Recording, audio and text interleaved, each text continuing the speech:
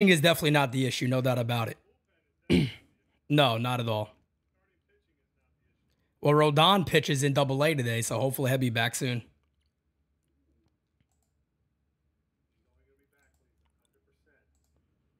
Which means September 12th. I'll take it. I'll take it. I will take it.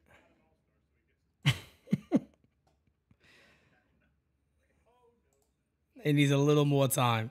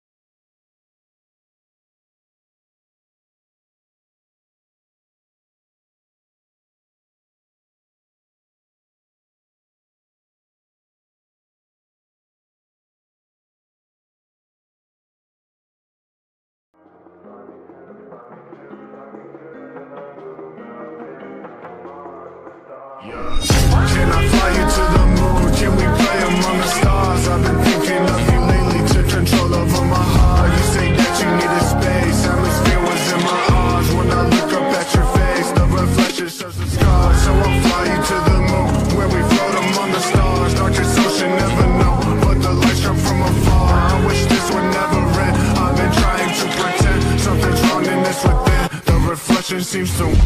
Yo, yo, yo, yo, yo. What is going on, everybody? And welcome to another special Game Season Live. Look who we have back with us from Foul Territory. Scott Braun and Eric Kratz. How you doing? What's up, Pete? How you doing? How you doing? And thank you for always being involved in our chat, too, on Foul Territory every day and inviting us back. But you got both of us in the same spot this time.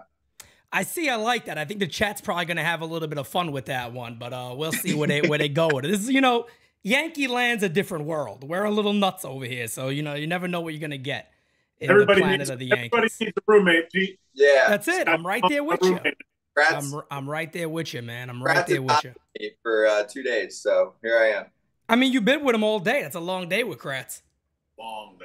Oh yeah, we've been through everything today. Now, is this a good experience, bad? We got to be honest on this show. It's what we do, just like Foul Territory. Good experience, bad experience. What are we talking here? Yeah, it's been wonderful, and it's been full of great food. It's just been a feast. I'm a big talker of the food, so we might have to discuss this during the game today. If it wasn't for the food, power going in earlier, wasn't it? Like Scotty doesn't deal with that. Like, yeah, I'm a diva. One day ever. He's never had power go out in this place ever. And one day I'm here with him. Pierzynski's got a host by himself for like 15 minutes. He's on with Matt Olson of the Braves, and they're both like, where'd they go? I recognize this. Unbelievable. I was shocked when I saw this. Holy shit, like what just happened? And poor Pierzynski's looking around like, what the hell do we do here? And he handled it well, though. I said it earlier.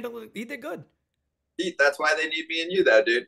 We got to carry the ship sometimes, Professionals. Let me tell you something about Foul Territory. All professionals. All professionals. Yeah. All professionals, man. Maybe Speaking of professionals. My go ahead. Professional. I'm telling you, man. Guys, by the way, Yankee chat, you guys already know, Eric Kratz brought that Mike Ford is in the lineup. So I'm a little concerned that 40 is going to go deep to right field off Cole today. I am a little concerned. I got to be honest. I've seen it. I've seen it, and we'll get into it maybe a little bit more. A little insider COVID spring training when nobody was around. But Okay. I don't want to bury the lead after 40 takes those short arms to a hitter. Oh God, I hope not. We'll see what happens. But by the way, we got to make sure we're matched up. What are you guys seeing right now? Are you seeing Cole warming up with the stats next to him? He's got stats. Yeah, he just threw. Yep, just threw the pitch. First pitch of the game? No. Okay, yeah. Okay, perfect. I'm right there with you guys then. Yep, I'm right. He's walking around the mound right now. Good place. Seattle numbers. Awesome. Yep, we should be all good to go then. I think we'll be lined up. What the hell else did I just wanted to say something else. You guys have bets today, right? What was it? Yeah. Torres gets a single, Cole gets 6 Ks, and the Yankees win. Yes. That's so the hardest thing is the Yankees winning. $100 on it. So let's all hit. It's done now in the BetMGM app. Though we get featured there now at least once a week. So we made it Yankee centric for the crowd. So we're gonna be. We were already rooting for the fam tonight, but I'm like rooting for $500 tonight. I'm telling you, I think the first 2 is easy. The harder one's going to be the Yankees actually getting a W, but we're going to find out as it's quickly 2-0.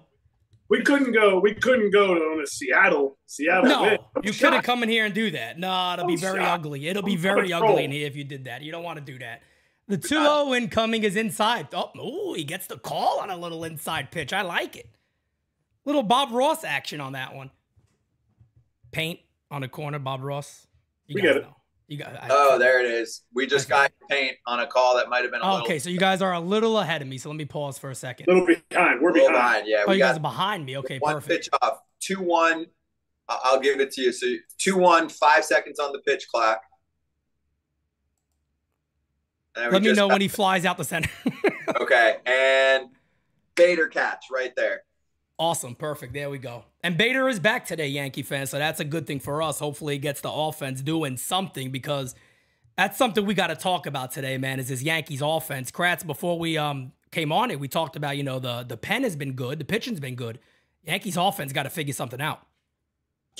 Man, I love what Rizzo said the other day about 30 other teams don't have Aaron Judge. It's true. It's such a true statement. It's such a honest statement. I love it. Yep. 2 quick outs right there already, folks, as that was Rodriguez grounding out to Gleyber Torres. Who needs to be one of the guys that steps up in this offense. Rizzo, Gleyber. Big time. I see junkie Ballgame. I see Stanton being a guy that needs to get on a streak because he can carry half a Yankee Stadium, but he can carry this team too. For 2 whole weeks. 2 whole weeks of Stanton. All right, Cole. That's a quick inning. Great inning, but we could have used the strikeout, buddy. Oh, he'll get there. I think he gets a 6 today pretty easily. I think he'll get there. I think he'll get to the 6. Was that even double digits that inning? No, that was 8. No. I think he threw 8 pitches? Yeah. All right, less than that. We'll take it. So, Kratz, I got something special for you today. So, but last time you guys were on, I didn't have a soundboard. So basically, what the soundboard is, when I call games, I can throw sounds in there all the time. When the Yankees make their first out, I have a special one for you today. So you guys will hear it also. Hopefully we don't hear it right away. I hope we don't hear it at all, but with the way this offense is probably going to be the first batter of the game. Hey, Bader's ready.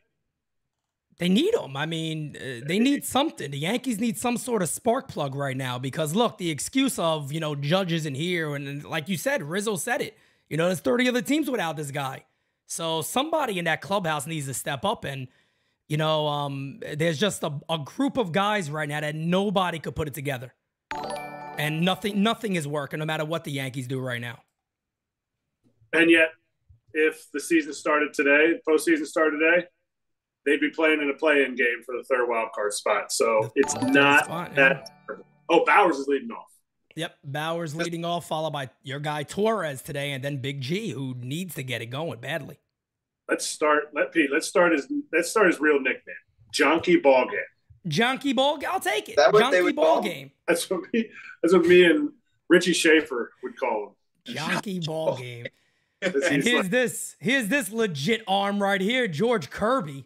Whew. I love George Kirby. Who doesn't? I wish he was on the damn Yankees, but then again, we can't have everybody, can we? We No. can't have everybody. That's okay. You don't need to have everybody. No. sometimes we want everybody, but we can't have everybody, right? Okay, that's fair. That's fair. I got to remember, I promised, I know he's not up for a while, but my buddy who's a diehard and he's watching tonight, Uncle Tony, he wants to know specifically about some things about Volpe. We'll get into it when we get there. I'm just saying it so I remember it. Okay. Sounds good. Sounds good. We got a couple of super chats, guys. I'm going to get to those 1 minute here. Uncle Tony. Good. That's a hell of a name, man. Uncle Tony. I love the name Tony. It's a beautiful name. First pitch is high and outside. Want to know? It's a great name, Tony. I love it. Good Italian names. We got a bunch of Anthonys in this chat. I mean, everybody's an Anthony. If you're Italian, there's hundreds of Anthonys out there. Half my friends growing up were Anthony. There you go. A lot of Anthonys. You know, Bowers has done a good job, too, in a leadoff spot for the Yanks. It's a good find. If you want me to give some positives on Cashman, that's a good find, Bowers. He's been good for him. He's hitting the ball way harder than he used to. Gets on base. Yeah. Swings. He's always been very, very passive.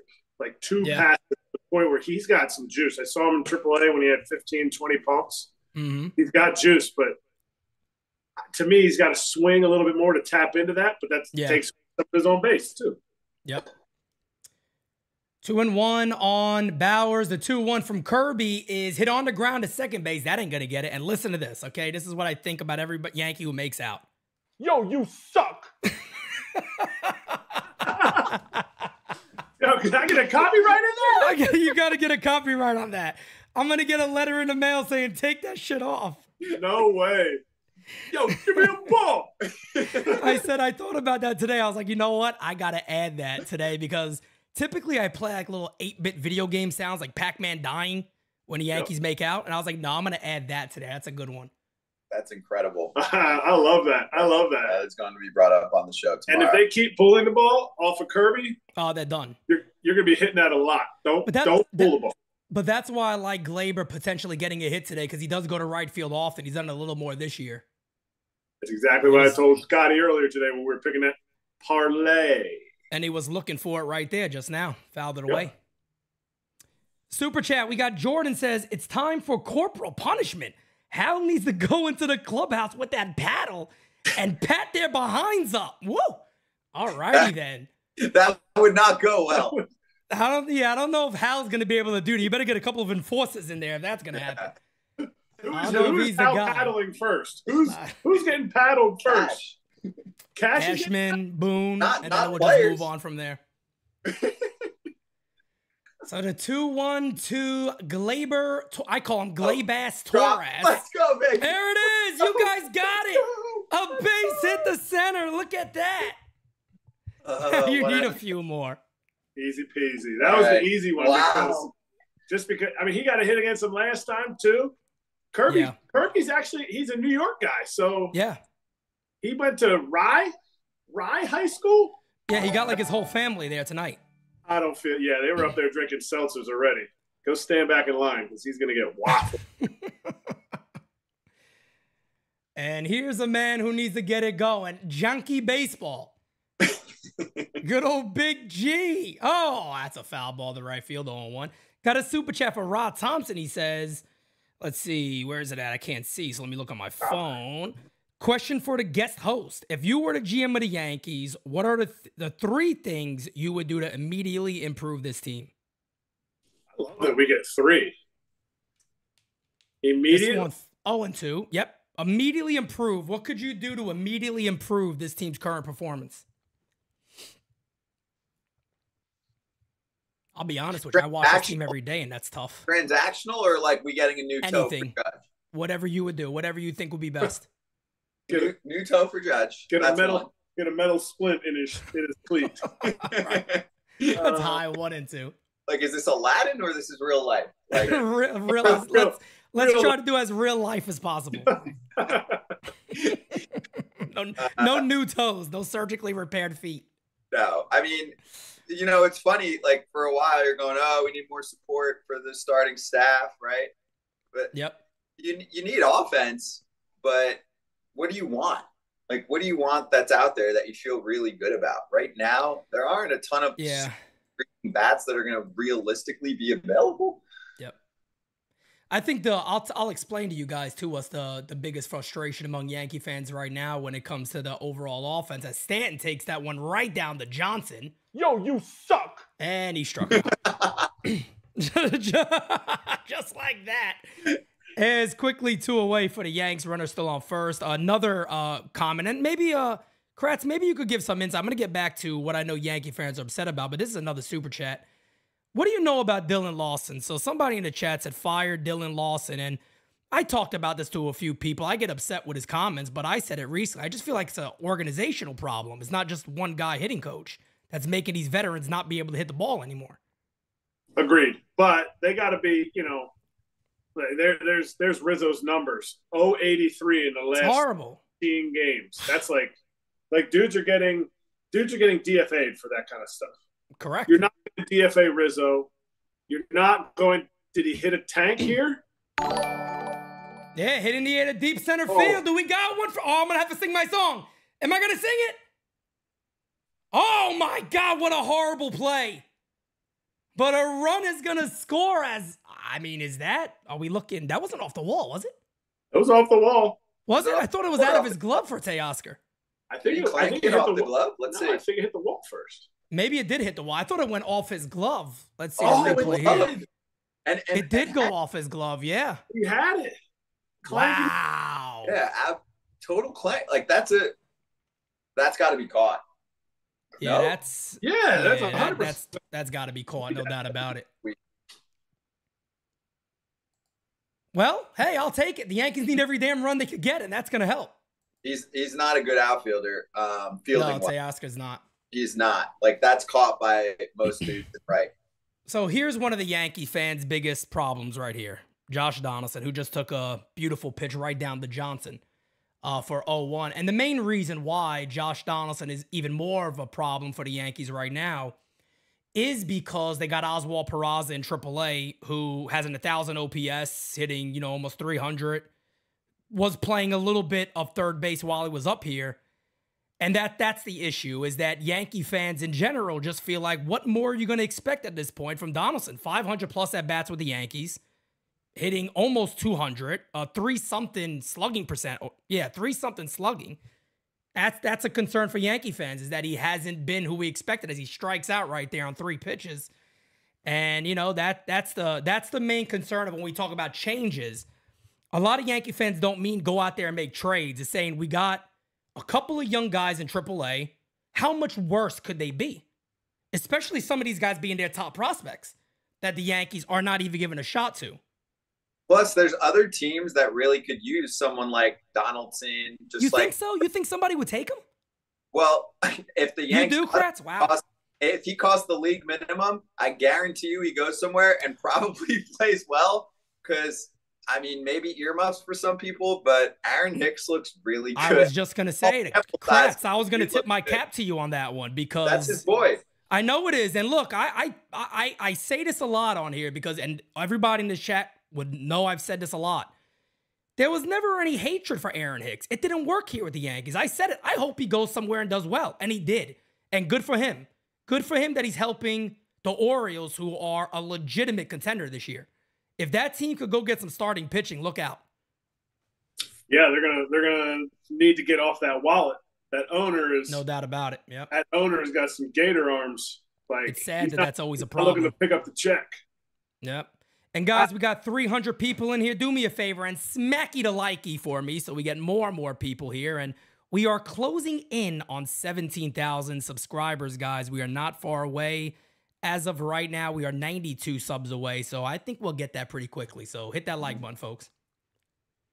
And I see Cadzilla's like, who cares what Hicks is doing? Wasn't doing it here. No, I agree.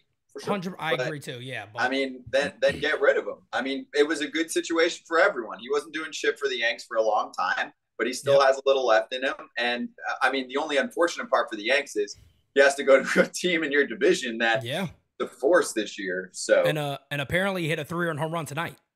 Oh, lovely. So that's what the chat is just saying. But good for the Yankees, as they are up 1-0. We haven't been able to score much at all, so giving Cole a 1-0 lead is nice. As we go to the top of the second, 1-0. And I saw someone say Gary Sanchez, but like that's 4 teams later or whatever it's been at this point. Okay. Yeah. No. Let him be him. Filthy slider right there by Cole, count as 1-1. Yeah, you can't just keep picking everybody that's not a Yankee anymore just because they were a Yankee at one point. Yeah. You could do that with the Cardinals as much as any team too. Tyler Austin's killing it in Japan right now. So. Damn right he is. Hey, good for him though. Good for him. Yeah, we're happy for him. What about as the 1-2 is about to be delivered to Teoscar and hit on the ground softly, Volpe feels, fires, got him, and is 1 away. Speaking of the Cardinals, right? I have a fan in here, a couple of people in here that asked me recently about the Cardinals. What the hell's wrong with what is the solution to this club right now? I know it seems like, and I don't know if this is just me, Yadier Molina leaves and shit goes to hell, or is people looking too much into that? Absolutely not. No, okay. You are whatever the noise is for, you suck. Yeah. That is spot on. His reach was more than what he did behind the plate. And somebody's going to blow me up for this, but his value behind the plate from a value standpoint only field was low towards the end of his career. Value for the organization, how he helps the 13 other guys that are there, is showing itself this year. They're like, we'll just have a mediocre pitching staff. We'll just have a mediocre bullpen. It's fine. We'll do whoever we want in the bullpen, 9th inning. We'll just throw anybody out. That's totally fine. It's nothing against Wilson Contreras. It's nothing against Kinsner. Right. It's nothing against any other catcher they bring in. That guy was elite at that kind of elite. He would – there would be times when he would look over, see who's on deck, and then he'd look back to his bench and be like – he'd talk to him and be like, we got this next guy. So he's available. You think they do something with bringing him back as a manager? No. Isn't that something he's wanted to do? If he wanted to do it, he would have done it already. Like, yeah. Ollie Marmol, you can keep the bench coach role. I'll be the manager. No, he's 2-2 count on Kalenic because he was the manager of Puerto Rico though in WBC, right? For sure. And it looked like he put on 20 pounds already. He's eating good right now. You don't got to worry about catching anymore. Living life. We got a super chat in here from L.I. Yankee King. Kratz, he says, what do you know about Estevan Florial in the Yankees minor league system? I love Estevan Florial. He loves him. Oh, he didn't get that call. Are you kidding me? That was a ball. Don't beg. I want every call, Kratz, all right? you gotta give me every call today. With 1 out walk to Kalenic. Yeah, no, that meant. But so Estevan Florial, here's another name that the Yankee fans, including myself, are basically sitting there saying, right now the Yankees got almost, I think, 2 infielders playing the outfield. They don't really have a legitimate outfielder at the moment. And the kid is having his best season in the minor leagues. 18 home runs, 1,000 OPS, hitting over 300, high on base percentage. K's a bit, he strikes out. But that's another situation of Yankee fans sitting there going, why? Like, why are we getting production from some kids and he's not here? It's one of those things where they have seen it. And I think, I'm not saying he needs a new place to play. And that's what I've been saying. Change the scenery, but he has ridiculous ability. And he's an awesome dude that works his face off. And he doesn't. Oh. Yeah. Blooped in the air to center field, over the head of Gleyber Torres, and is going to be first and second, 1 away. So the Yankees in a little bit of trouble here. And guys, just so you guys know, again, I know there's a lot more people that joined from early on. Kratz and Braun are really needing our Yankees to win today. So they're Team Yankees today all day, all right? We are with you. Just making sure everybody knows they are with us today. Don't go too crazy in this chat, all right? This regular season game means more to us than most of you right now. Because financial implications. A lot of cashish going on. There is, okay? We want a dub for the Yanks anyway, but we really, really want a green dub for the Yanks. Shout out to my guy Bad Dog Sports in here. Bad Dog over there sporting 125,000 subs. That's my guy. Wow. There's a call strike. Who do we got up here right now? Kale Wright. This guy got some pop on him, man. Cal Raleigh. Big Dumper, nickname Big Dumper. Yeah. Big Dumper.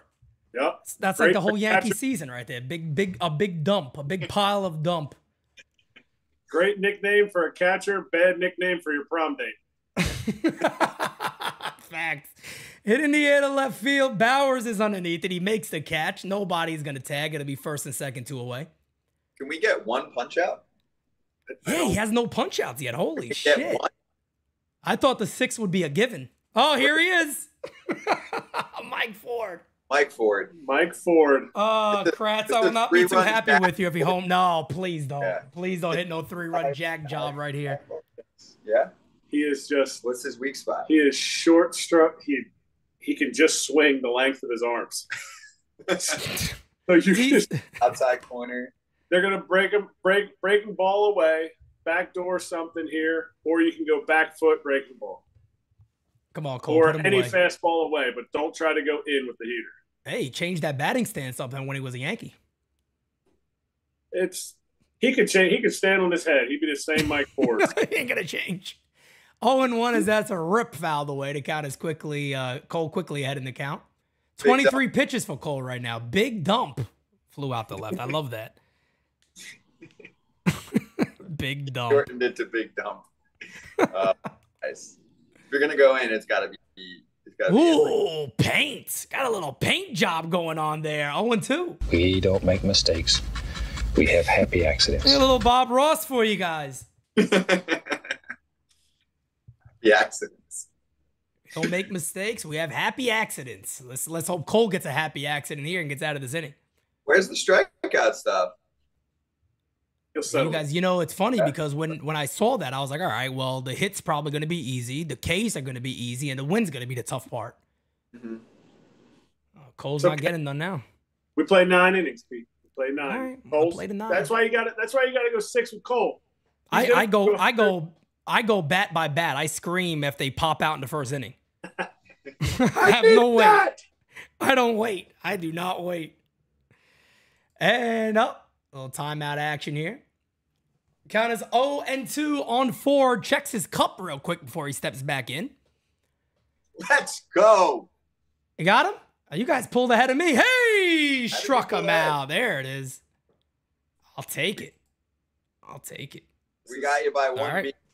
It's all right. You guys got 5 more to go today, and then we need to pick up that W. Looking pretty decent right now, though. Love that. Let's go. Love that for the boys. Wait until you never start. It was a quick 0-2. 0-2, 0 for 40. You never start a story with 2 outs or with 2 strikes. Right. So Facts. I want everybody to just be able to just stay, just bated breath for the Mike Ford, Garrett Cole, COVID spring training 2.0 story in the stadium in the Bronx. Okay? What inning are you talking about that now? We're gonna No. This is gonna be a special time. Next time Mike Ford comes up. Okay. It'll be special time with Simonetti. I'm always down for that. We got another super chat. My guy Bryce Russo says, "Hey guys, hope all is well from Boston. Always love the channel. How do you think the new rule changes have been for the game? Take care." I love it. I have no issue with the current rule changes at all. I got an issue with Rob Manfred in general, but you're never going to be happy. But I enjoy. I've never complained once about the new rule changes. I'm okay with it. Not one of them? You don't want to see the pitch clock be gone for the playoffs? I mean, if that was the case, I'm okay with it. If they kept it, I'm really not. It doesn't really bother me that much. 61. I understand the reason why, but I don't think it would really upset me too much if they kept it. I've got 2 ideas if it ends up being a problem, and you got to try it first and see if it's a problem. One is extend it a little bit, right? Add a little bit of time to the clock. Maybe add a little bit of time. The problem is guys are going to be like, oh, it's different now in the playoffs. But if you want to add a few ticks, because the other thing is, can you do some more umpire discretion? But the league doesn't seem to want to ever, let umpires veer off on their own. Didn't they try to extend it before the season began and it got shot down? It did, right? It did. But I just don't want to see a huge playoff spot. Yeah. Go down to a. Oh no, that would be terrible. That would be terrible, man. I want the umpires to be able to give one of these. Hey, hey, I'm feeling the situation. Yeah. Bryce Harper's taking his time in the box. See that? As a base hit the right field for Bader. Welcome back, my guy. We missed you. There it is. You're right about that. You got to go the other way against them. Yeah, because he's going to break that slider off and he's going to run that sinker in. If you try to pull either one of those pitches, you got no shot. Yep, right there in the little hole. Right, perfect piece of hitting right there. What did Sunil just say? What did he say? I just saw something that was pretty funny about Big Dump. Oh, he said he could relieve that by taking X-Lax. That's their 9-hitter. I think the Cardinals are going to be good trade partners with the Yanks. I do too. They need offense. Like half the Cardinals don't seem to be working and fitting within that organization in general. Mm-hmm. They all play outfield, and also Bader seems to be working out. I would say. I mean, you got to keep him on the field, but I think he's working out pretty well. I got a name for you guys too. The 1-0 is right down to Johnson. He count as 101. No, he's injury prone too, man. We need to get away from that. We're too much with these injury players all the time. I know anybody could get injured. I get it. But man, I mean, if I get anybody, I want Lars Nootbaar. Whatever deal has to happen, give me Nootbaar in the Yankees. Really? Give me Nootbaar, yeah. Out of the guys they currently have, I'll take Nootbaar in this team. Throw to second base. Bader's back with authority there as he quickly steals second base. But yeah, I'll take Nootbaar out of all those guys. Why Nootbaar? Because you saw him in the WC? No, I need a lefty. Lefty putting up good numbers this year, plays a good outfield. The Yankees need what happened to the great Yankee teams 2009? Everybody was either a switch hitter or a left-hand hitter, taking advantage of right field here. Now we got a bunch of righties or guys that aren't necessarily proven left-handed. You don't want left-handers taking advantage. No matter what David Cohn or Michael Kay says in every single game, you don't want left-handers taking advantage of right field because they're going to become a 150 hitter on the road if they're pull hooking balls down the line. I was about to say the Yankees already got a bunch of 150 hitters on this team. Well, exactly. Like you want right-handers that stay on the ball and miss hit balls, and whoops, there it goes, the right field. That right field helps more right-handers than it helps left-handers, and people are going to be like, "Yeah, stupid." No, a lot of us said that before here, but it's just that overall presence as high and outside 3-2 count on Billy McKinney. It's just maybe you're actually really onto something there because look, the lefties we've had now haven't worked. Who would kill the Yankees that played in Fenway? Who killed the Yankees that played in Fenway?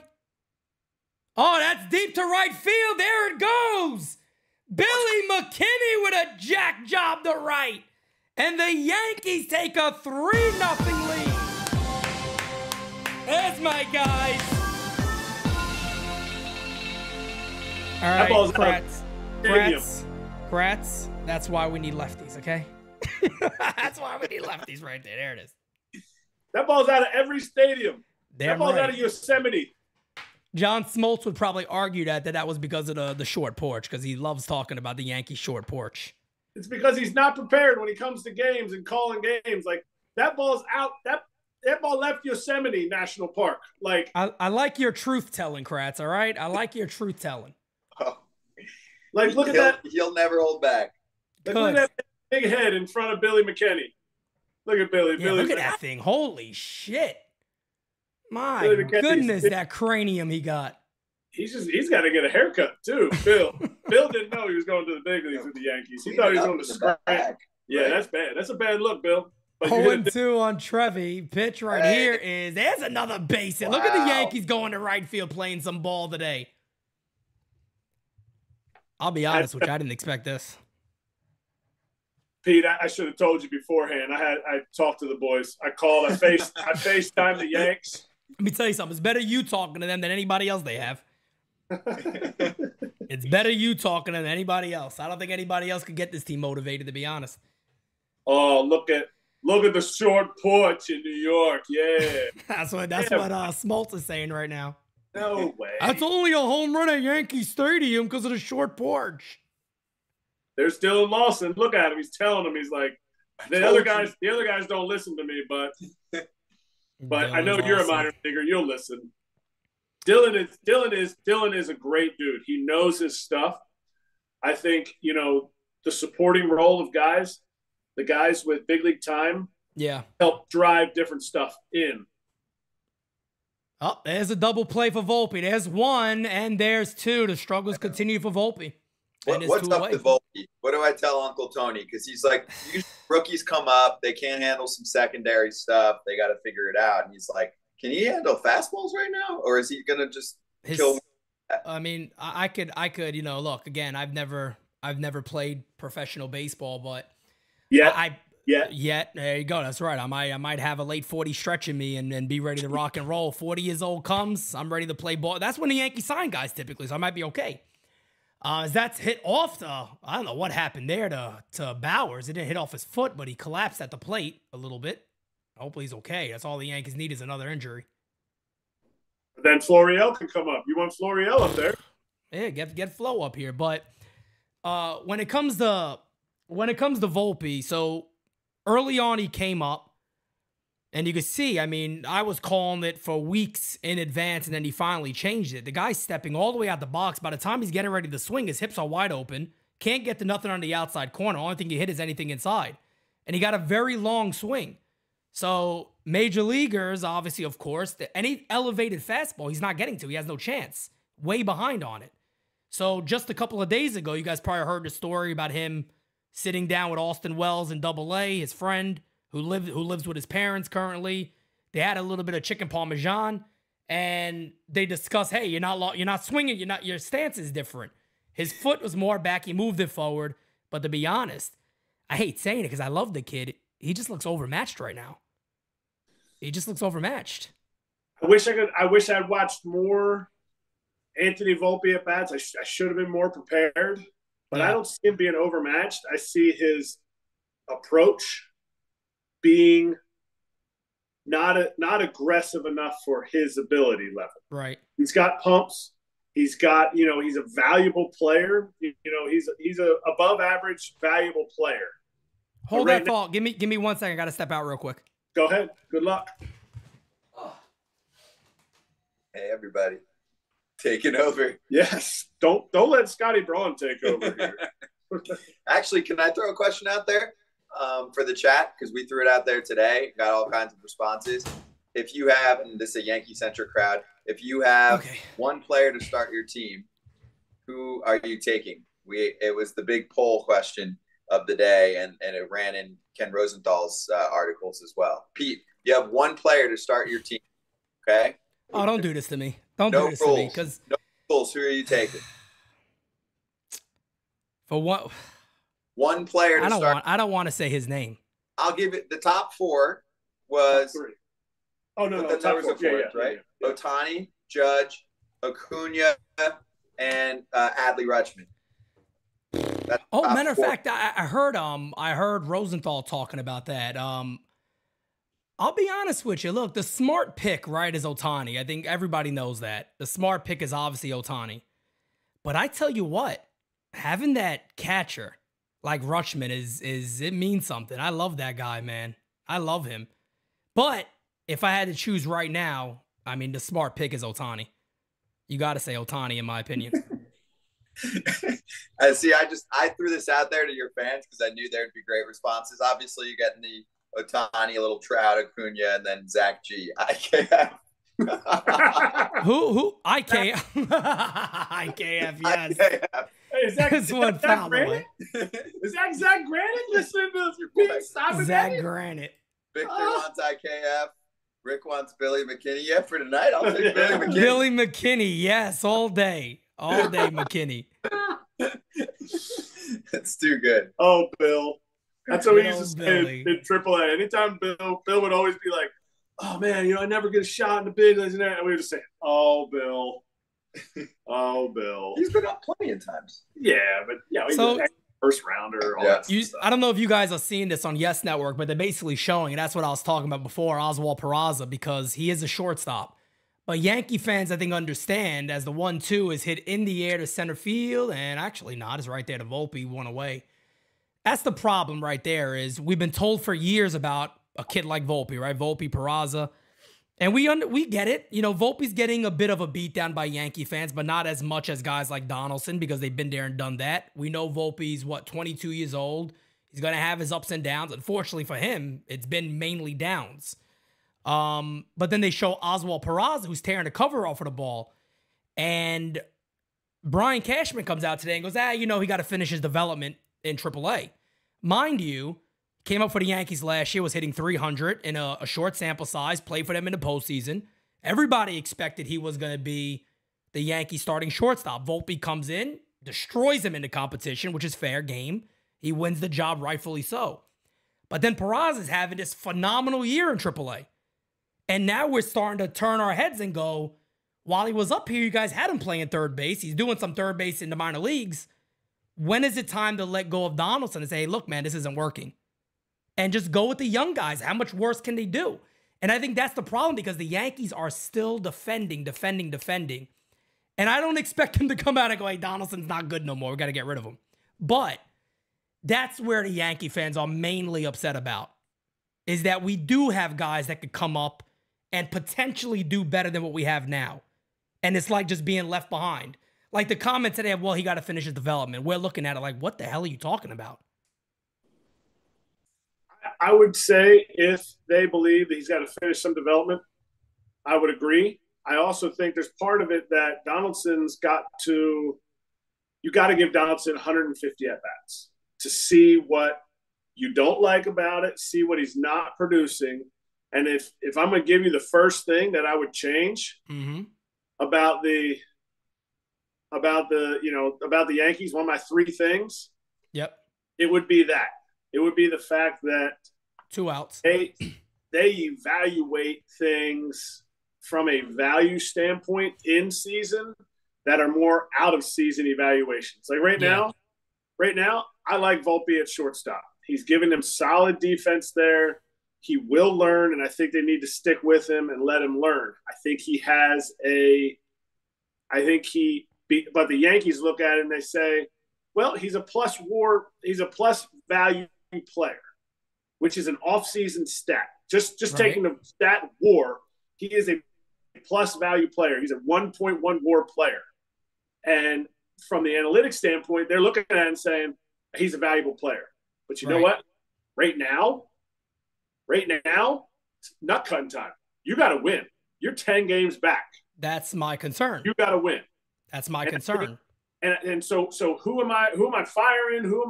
I don't necessarily think you fire anybody because I know there's some great people in that front office that do a great job. I think you let everybody speak up in some of the meetings and don't let certain people strong arm those meetings and allow decisions to be made that are, quite frankly, like I said, off-season decisions and not, hey, we got to get this done today. Right. Because I see what the chat is saying, and the 2-1 is fouled away. And that's where the frustration stems because, you're saying 150 at-bats for Donaldson. He has 500 plus with the Yankees right now, and there's been a shell of his former self. Don't get me wrong. Everybody knows how great Josh Donaldson was. We're seeing the same thing with DJ LeMahieu. Last time I was on with you, I said, hey, look, he needs to hit 280. The guy's hitting 220, 225, 228. And being the Yankees, as that ball's fouled away 2-2 on Rodriguez, we understand you don't got to always spend money, but even you said it last time you were on. They can go get anybody they want, and it's the same thing for releasing anybody they want. They're already paying these guys. I'm not talking about DJ in that regard because he does have a few more years left, but a guy like Donaldson, what can you expect to change? Slugging .491, by the way. Well, I think he has 9 hits or 8 hits. Yeah. I think he has 9 hits and 6 of them are homers. Right. And 2 of them were on the first game back, right? Yeah. And I think every game he's homered and the Yankees have lost. They're 0-5 in his games he's homered. Which that's a regular stat. I don't know if that, has any correlation. He hits a homer when he hits them. But how long do you wait? And that again is the concern of Yankee fans right there, is that we do want to see these young guys come up and play. And the other problem that I brought up early is when they made the decision between Peraza and Volpe, I was concerned because all year offseason I said I want both of them in the infield. And Hal Steinbrenner said it multiple times. Both of these guys are the future in our infield. They pick and choose, which is okay. They went with their gut. Volpe struggled mightily. Peraza's having this great year. Is everybody believes he's a better defender at shortstop. Got a cannon for an arm. Always looked very well when he's been up here. And now the Yankees are kind of sitting back. Well, we'll continue his struggle. That's okay. But this other kid gets stuck in AAA. It's a lot about the makeup. It's a lot about, and I'm not saying anything about Peraza's makeup or anything like that. I'm saying that there's some serious upside that they really like about Volpe. And without being in there, I can't, it might be a negligible difference, but is Peraza going to be your everyday shortstop for the next 6 years? Or is Volpe? To be honest with you, I mean, everybody I've spoken to when it comes to Volpe believes he's a second baseman. 100% a second, because he has the arm velocity is one of the lowest in the league. His range is fine, but he just projects more as a second baseman. And the idea always is that they would be up the middle. It would be Peraza and Volpe at second base when, Gleyber moves on his way, whenever that is. But that's the main concern, is that everybody, any scout that, you hear from, is MLB.com put out their scouting report. And that was one of the main things they also said, is that Peraza is known, Baseball America always ranked him as the best defensive infielder they have, best defensive player they have.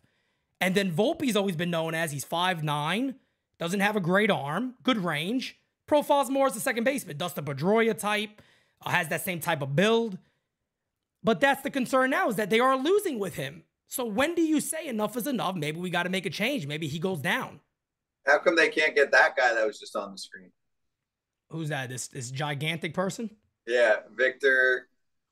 You get special points if you can say his last name. I have no idea. I wouldn't even attempt it. No. I'm not attempting it. Wembo, when the Knicks draft him. The 1-1 to Gleyber is fouled away to count as 1 and 2. But I don't know. Yankee fans have a right to be frustrated this year, no doubt about it. And I'm right there completely with them. I get it. It's been more the same over the last couple of years. The same comments by Cashman and Steinbrenner. They're a World Series caliber team, and that's it. And it doesn't look like they've made, like for an example again too, last offseason when they lost, Cashman comes out and goes, well, we got Benintendi because we realized we needed to get more control in the lineup and guys that put the ball in play more. And then what do they do the rest of the way? Nothing. Passed on Yoshida, passed on a lot of these guys that could have really helped. And they're complaining about the same exact thing now. So it's like nobody's learning, or nobody's truly putting their money where their mouth is. And that's why fans are truly upset here with the Yankees. But are Yankees fans pissed about Yoshida? Because all I remember in the offseason was people laughing at the Red Sox, being like, you spent that much on that little dude? Bro, look at go back to all my videos. It's all on record. He was the main guy I was asking the Yankees to go get. Wow. That's impressive. That's a good call. Because he wasn't. My thing was maybe not the price that they paid. That $18 million. What was it? $15 million for this year, and I think $18 million going forward. Yeah. So he ended up costing over $100 with the posting fee, and I remember looking, and most of the prediction dudes on money thought he was going to cost about half that, and I'm like, oh yeah, that's a good get. And then when I saw what he got, I was like, holy shit, they must have. Yeah, he did get a shit ton, but it's definitely paying off for them right now. It's working. You're right. Hell yeah, it's working. The guy's friggin' awesome. Yeah, he is. Yeah, but when Yankees fans or front of, hey, we need to make more contact. We need a contact profile. Yeah. Who do they want? They getting David Eckstein? Like no, I'm right there. I'm right there with you. As Gleyber pops this one up, it's going to be one away. I'm right there with you, man. I mean, Crawford came out. I think it's just the new faces. You know what I mean? We've seen these guys now, and I know you don't just pick and choose whenever you want somebody gone. But again, it was the same. Basically, Josh Donaldson is in the same situation right now that Aaron Hicks was in, even though Hicks had a couple of more years left. You're kind of seeing it saying, guys, we all know this is not working. Everybody knows this is not going to work. It's not going to magically change. I'd be shocked if it does. So for a team that's struggling so bad, why not make the change early instead of waiting? Because it's still early for Donaldson's season. I'm telling you, that 120 to 150 range is where you got to give that guy, because you're going to pay him. You got to see if he can figure it out. I mean, his stance is almost as closed off as G's stance. And the more G gets closed off like this, he's going to start getting hot. He's late. He is so late to every pitch right now. So you're not, he's just going to be streaky. He's always hot as a firecracker. The more his front foot is closed, you want him stepping on the plate with his back foot out of the batter's box. You're talking about Stanton? Yeah. Someone brought up my boy Arise. Oh, hit on the ground softly, and there's 2 away. He's a name that Yankee fans wanted too. Like in prospects, Griminator, Luis Arise would have been a nice get. Hey, I'm the biggest Luis Arise guy. I talk about him on Foul Territory like every other day. But you can't just be like, I wanted the guy that's hitting 400. Yeah. Like, duh. You got to give up a lot for him. Like Corbin Carroll would have been a great draft pick. Right. Like they should have picked Corbin Carroll. You gotta say ahead of time. And the issue is the Yankees make their teams based on projections. Exactly. And projections sometimes don't work in June. They will work, and the Yankees will be in the postseason. And you know what? What do you want in the postseason? Dudes that hit dingers, check, and a starting rotation that's stout, 1-2, and a bullpen that's legit, check. The Yankees are fine. Just enjoy your summer, okay? I will not be able to enjoy any Yankee game until they win like 25 in a row. let's reverse back to this time last year. Yeah. You already inscribed the World Series trophy? Were you already buying tickets ahead of time? No, believe it or not, everybody in here was here with me. They tell you, I told everybody, don't count your chickens before they hatch. I think they're playing way over their head. And that's when they were the best team in the planet. I said, I don't believe it. I don't see it. As Rizzo's going to have his second double of the game, I didn't see it.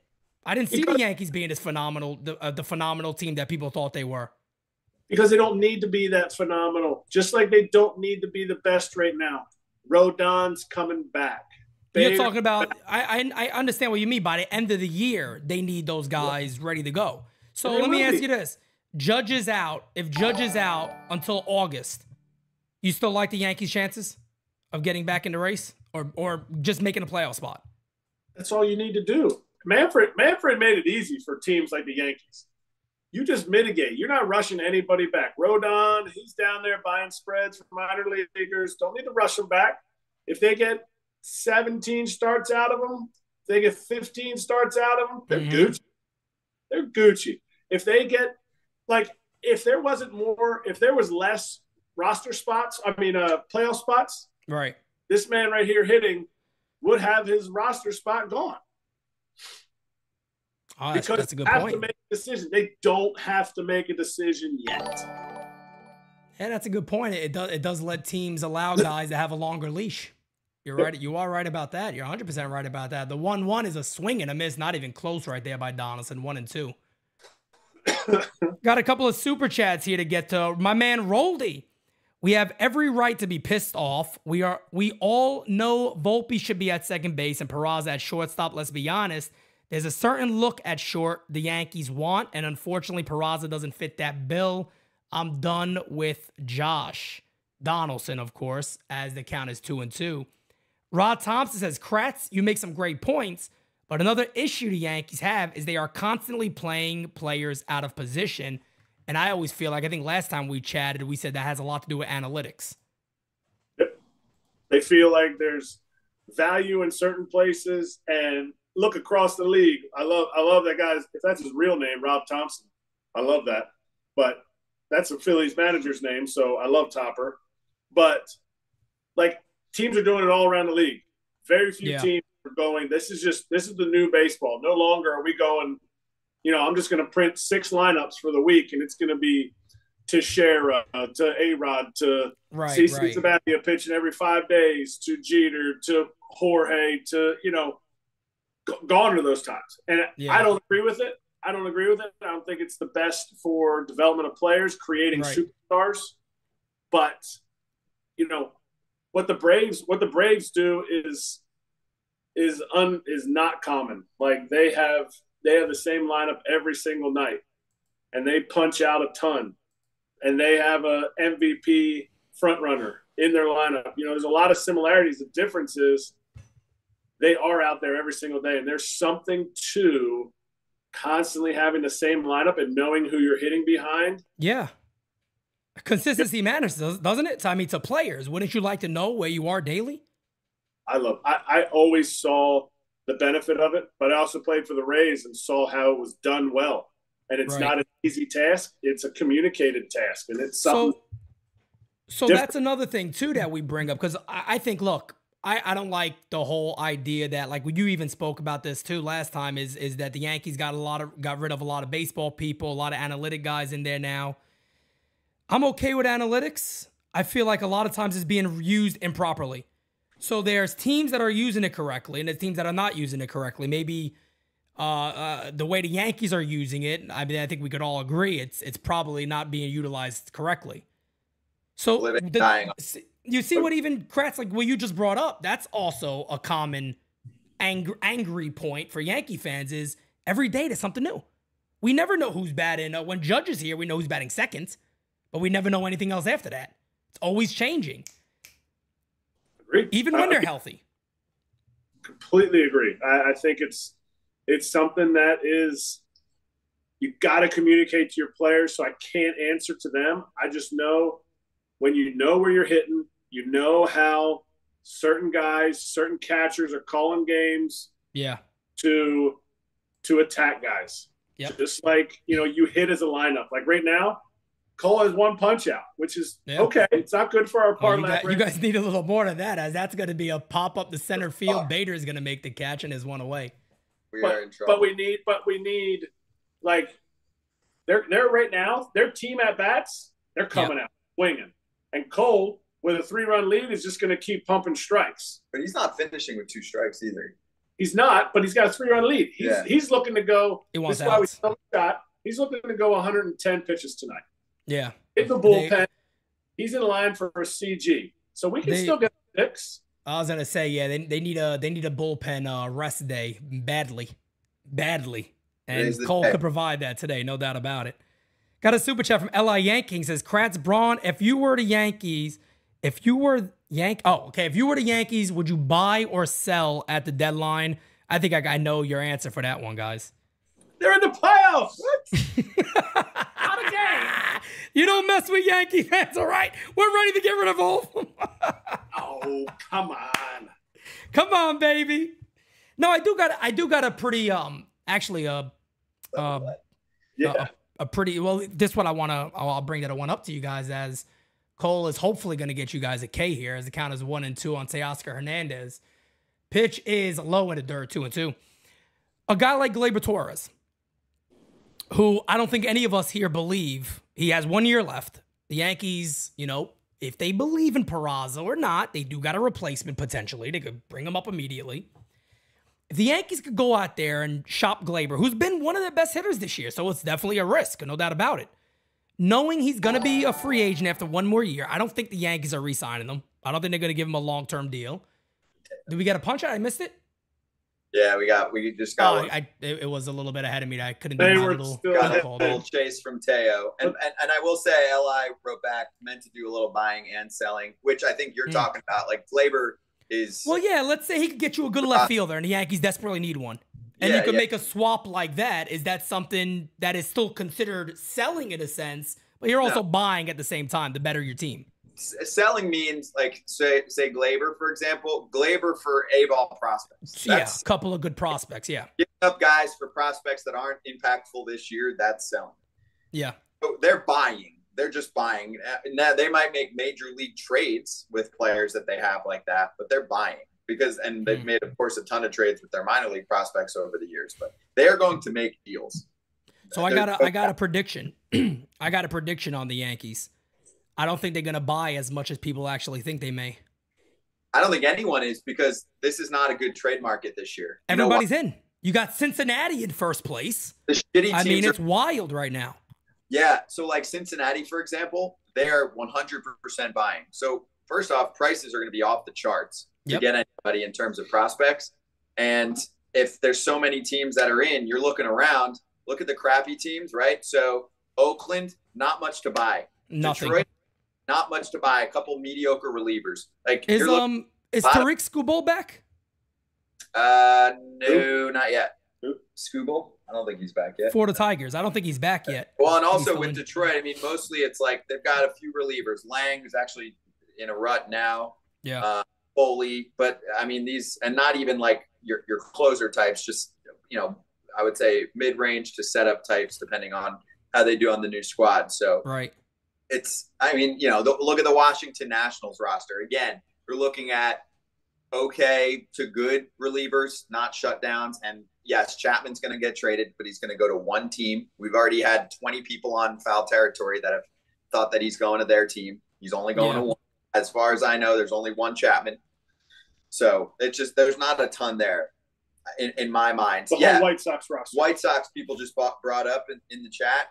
That's your squad. I mean, they should sell their asses off this year. The White Sox. So you're talking about guys like Dylan Cease, that's controllable for years to come. You would sell a piece like that? Yeah, but more so, start with Lucas Giolito for sure. Right, free agent in the offseason. I'd probably look at some relief pitching if they're hot, like Kendall Graveman, Hendricks if he comes back and feels okay. Yeah. And then if Lance Lynn starts to get hot, he had 16 punch-outs the other day. I would trade Anderson. I think he needs to change the scenery. I just think he's been there a while. I think he'll be excited if he goes to a different spot. I love his contact skills. I think he'll be helpful. So there's a lot of dudes that could be traded from that team. Like you look at the national bats, like anyone want Lane Thomas or Riley Adams? Like no offense to them, but they're not winning you a postseason. Yeah. As it's 0-2 on Bader, who's 1-for-1 in his return. Yankees desperately need him back for defense and offense. Even Yoan Moncada. I mean, Moncada's another guy who I'm just surprised this guy's never really taken off the way you would expect he could. He's so much damn talent there. He's just never put it together. I think the White Sox would love to trade him, actually, even though he's got a lot of time left. It just hasn't been a fit there. I think he got really comfortable there.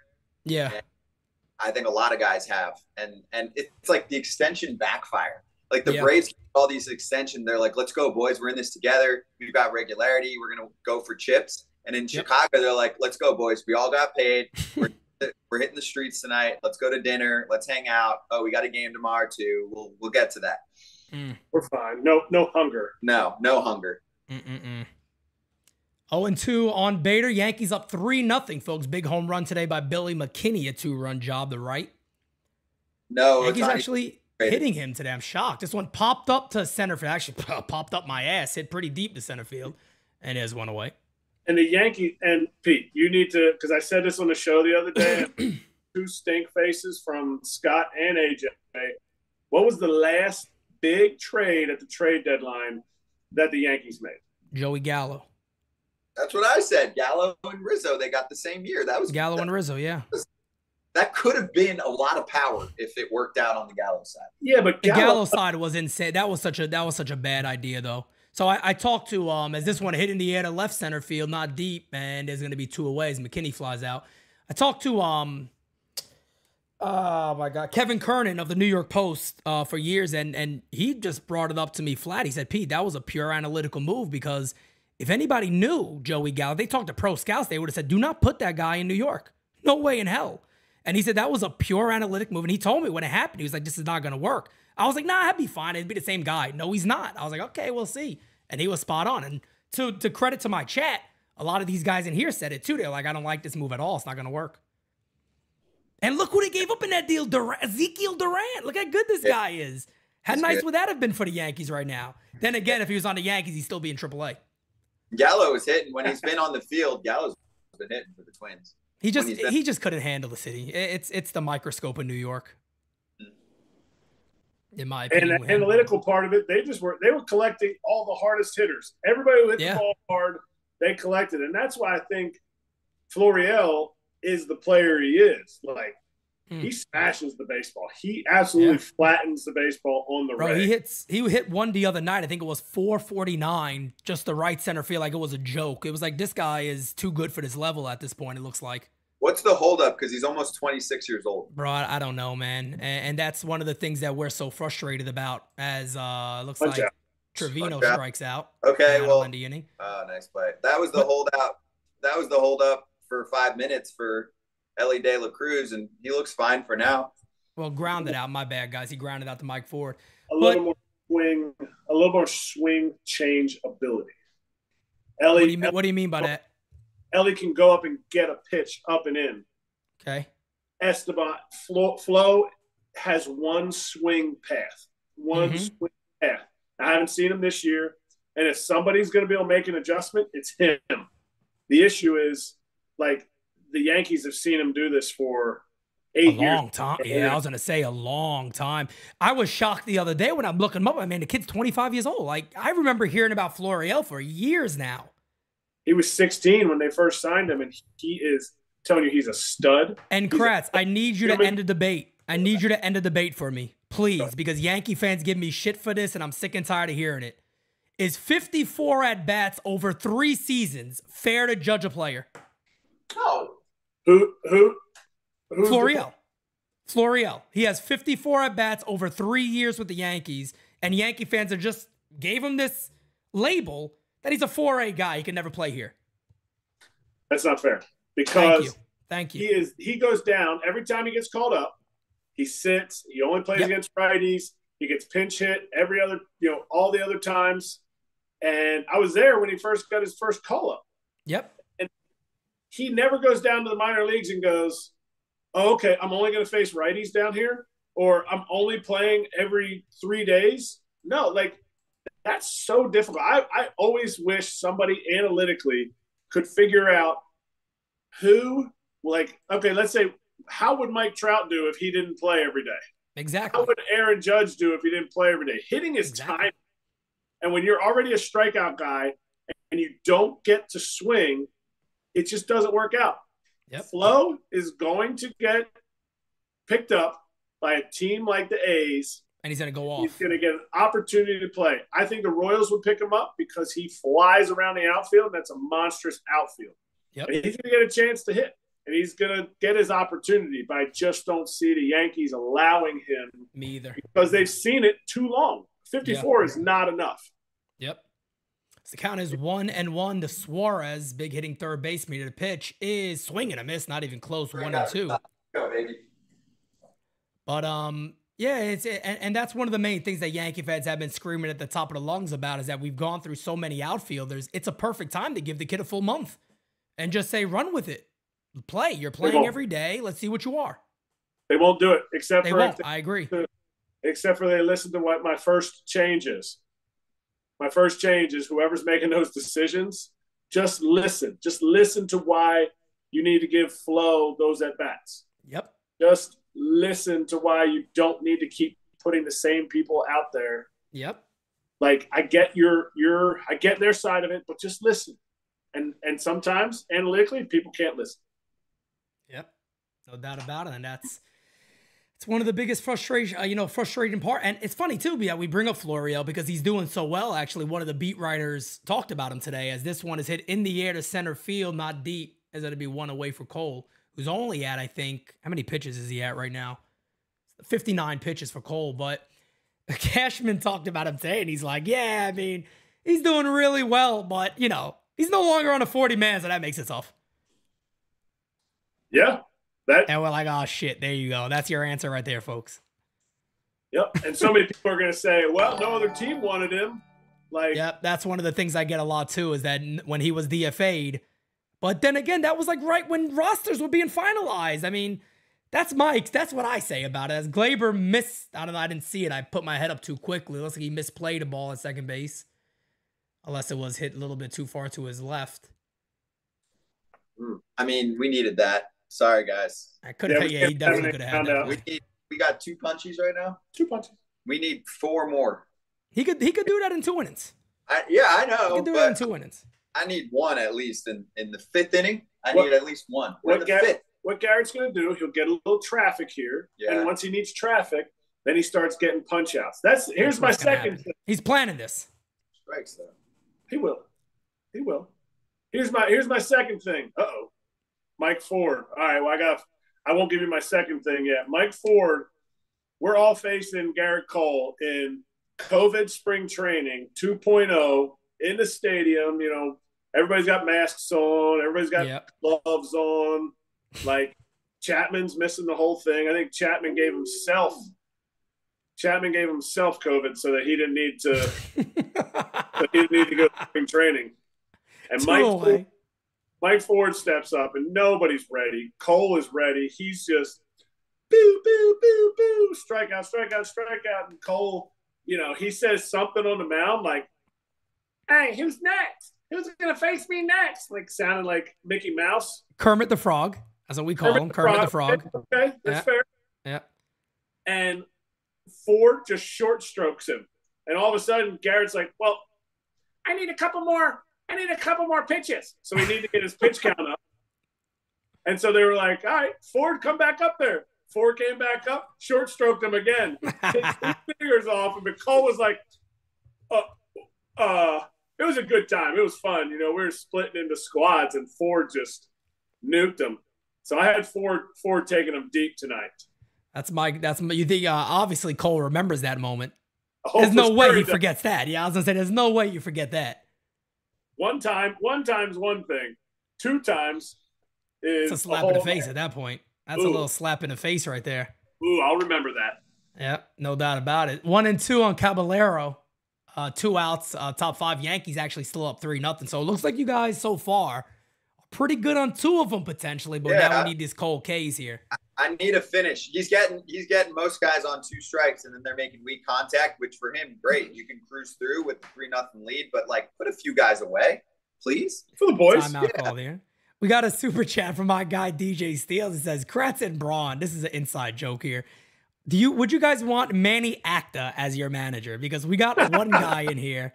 We got one guy in here that is in love with Manny Acta. I don't get it. Nobody does nothing against Manny Acta. It's just random as hell. Like, what the fuck is this coming from? If he takes over right away. He believes that if Manny Acta is the manager of the Yankees, they're a World Series team out the gate no matter who's there. Manny Acta's family is very supportive of NyynewsTV, and we appreciate that. Right. That's going to be an infield single on a broken bat. It's going to be first and second, 2 outs now for Seattle.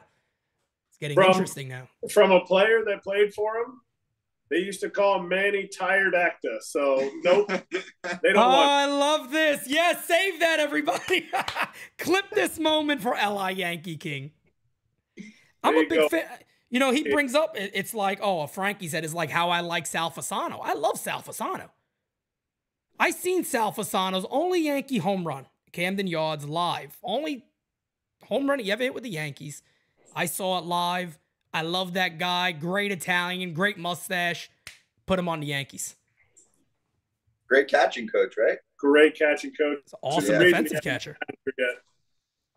Great catching coach. I think he interviewed for a couple of teams already. I'm not sure. You might be right. I feel like I heard that because he's still with the Braves, right? He's still a coach. Not recently. He hasn't interviewed much recently. Okay, but he's still a coach of the Braves this year, isn't he? Yes. Yeah, he's a catching coach for the Braves for years now. There he is. Good old Sal Fasano. So Moore is up with first and second. The pitch is swung on and missed. Nice pitch right there by Cole. And maybe he starts to buckle down now and get those Ks piled up. Be nice. Pumping 99. See? He didn't get punchy through the bottom of the order just now. Yeah, but he didn't need to. He got a jam job. He's got a little swing and miss. This is like St. Louis Cardinals Garrett Cole tonight. Cardinals don't now. Swing and a miss. There it goes right there. A little Bob Ross action on the outside corner. Count is 1-2. Pete, you're ahead of us. You're ahead of us. Am I? Oh, let me do a little pausey action here. Guys, we got 400 people in there. Hit that like button, baby. What are you doing? Smack that like button, folks. All right, he just swung and missed 99 to 1-2 now. Just hit the 1-2. All right, so yeah, I got well ahead of you guys. Yeah. Let me know when he's about to deliver the next pitch. He's set. And kick steals. Perfect. And with, of course, 1-2. Got to get the K here. TC Steels, what's up, man?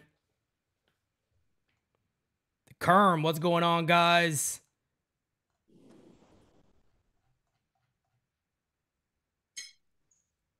All right, the 1-2 about to be delivered. Let's see if we get the little punch-out action here from Cole. Need it, Cole. Need it.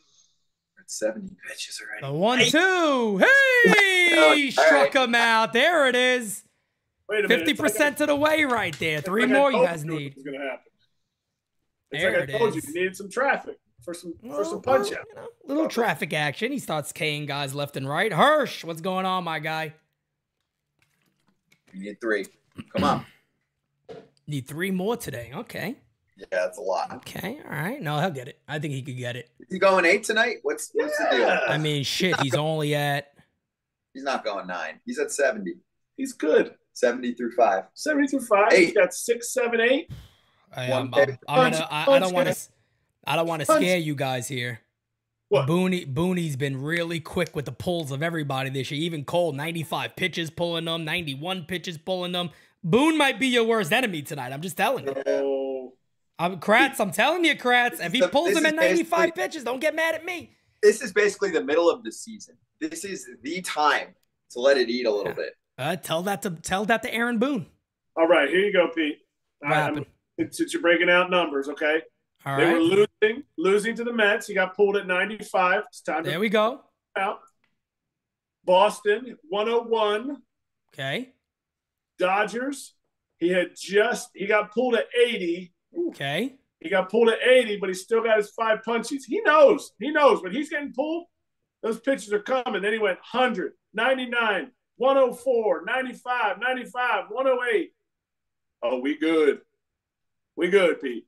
Yeah, he's All got right. We'll see. 5 pitches left. That's 2 innings, really. That's 6 and 7. He's going 8. I mean, today the Yankees need it, so they might.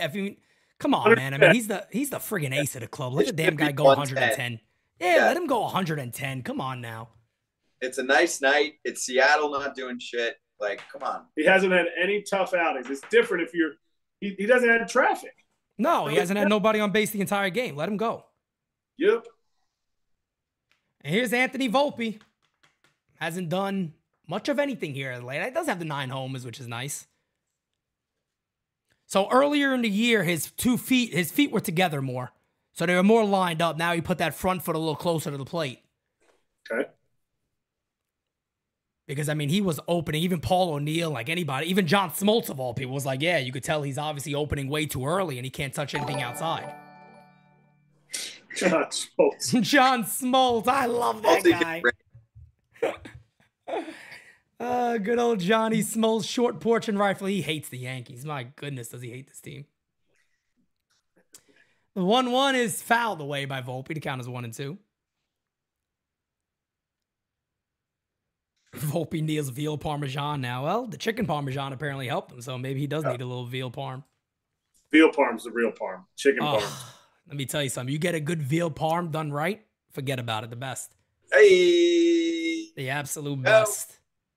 There's a base hit for Volpe. Rips it to left field for a leadoff single. Yankees need some runs. Let's see if Volpe's going to use those wheels here. The league's kind of figured out how to stop Volpe a little bit with the whole. Hell yeah. Everyone's like, oh, this is unbelievable. He figured out a new way to steal bases. Like, does these little hops around and stuff like that. Yeah, like it's hopping around. Like, okay. Everybody learns. How do you stop them? Okay, just hold it a little bit. Yeah. Just hold it a little bit. Oh, quick pitch. See ya. You know, that kind of thing. Uh-oh. There's a little pick-off attempt right there. A little close. Now you take another step. Hit the like button, folks. Let me double-check and see where we're at on those likes right now. We are at 203. Let's get that at least 397 away. We can do that easily. Come on, Bowers. Put one in the seats. 1-0. Sales a bit high there.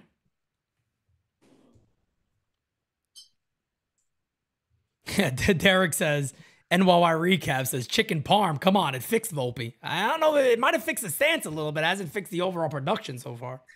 The 1-0 incoming to Bowers is, oh, did he? No, I didn't get enough of that one. Hitting, oh, nope, right on the track, and there's one away. That's where big boys go, Jake. Deep center. Deep center, baby. Deep center. Mariners, by the way, have been a huge disappointment for me. I mean, they at the moment a step back, and this was a team on the rise. It's like, what was our window 1 year? I mean, I think they're gonna have a better second half. I really like their pitching. I think they've got pitching depth.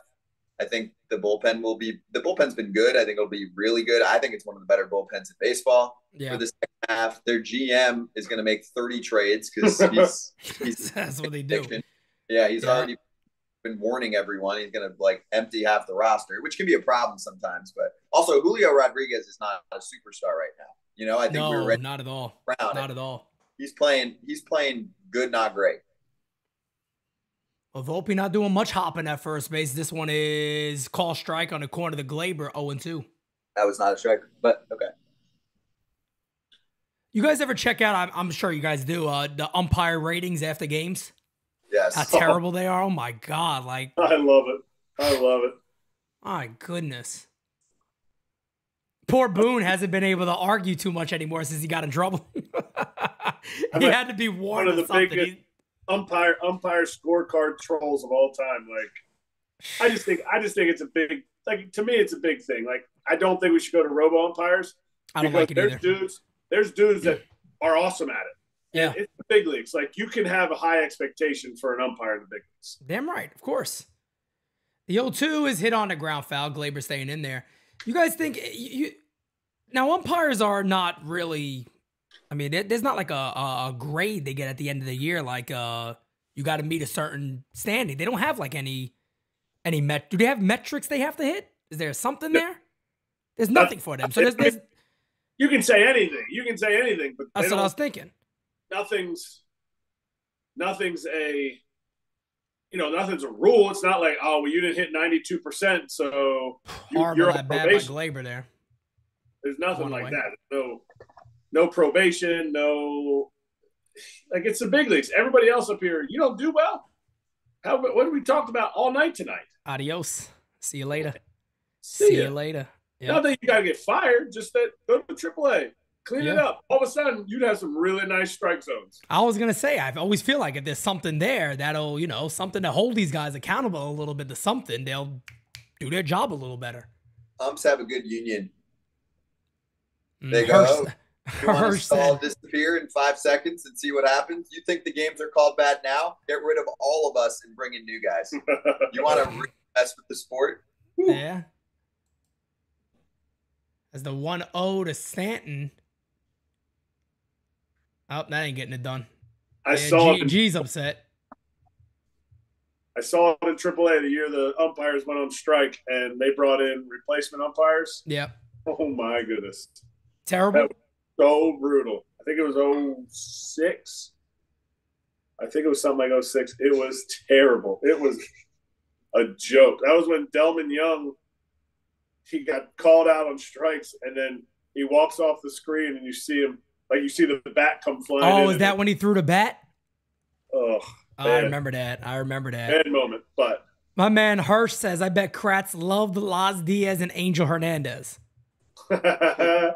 I have a great story. Angel is Angel, so I'm not gonna pile on Angel.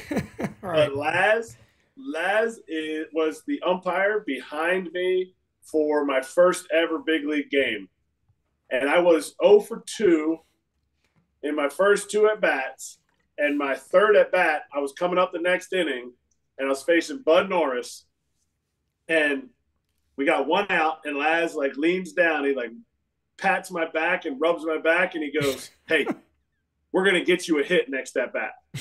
I'm like, all right, whatever. I'm thinking about my, catching, and I come to the plate, first pitch ball away, slider away, took it. Next pitch cutter, front door cutter that ended middle, and he goes, and he normally just be like ball, and he goes ball, and I was like, whoa. I was like, I kind of see what he's saying. So the next pitch, I'm up in the count. Boom, cutter, base hit to right field. Thank you, Laz. So forever, good old Laz. Not a good umpire, but Laz is my guy.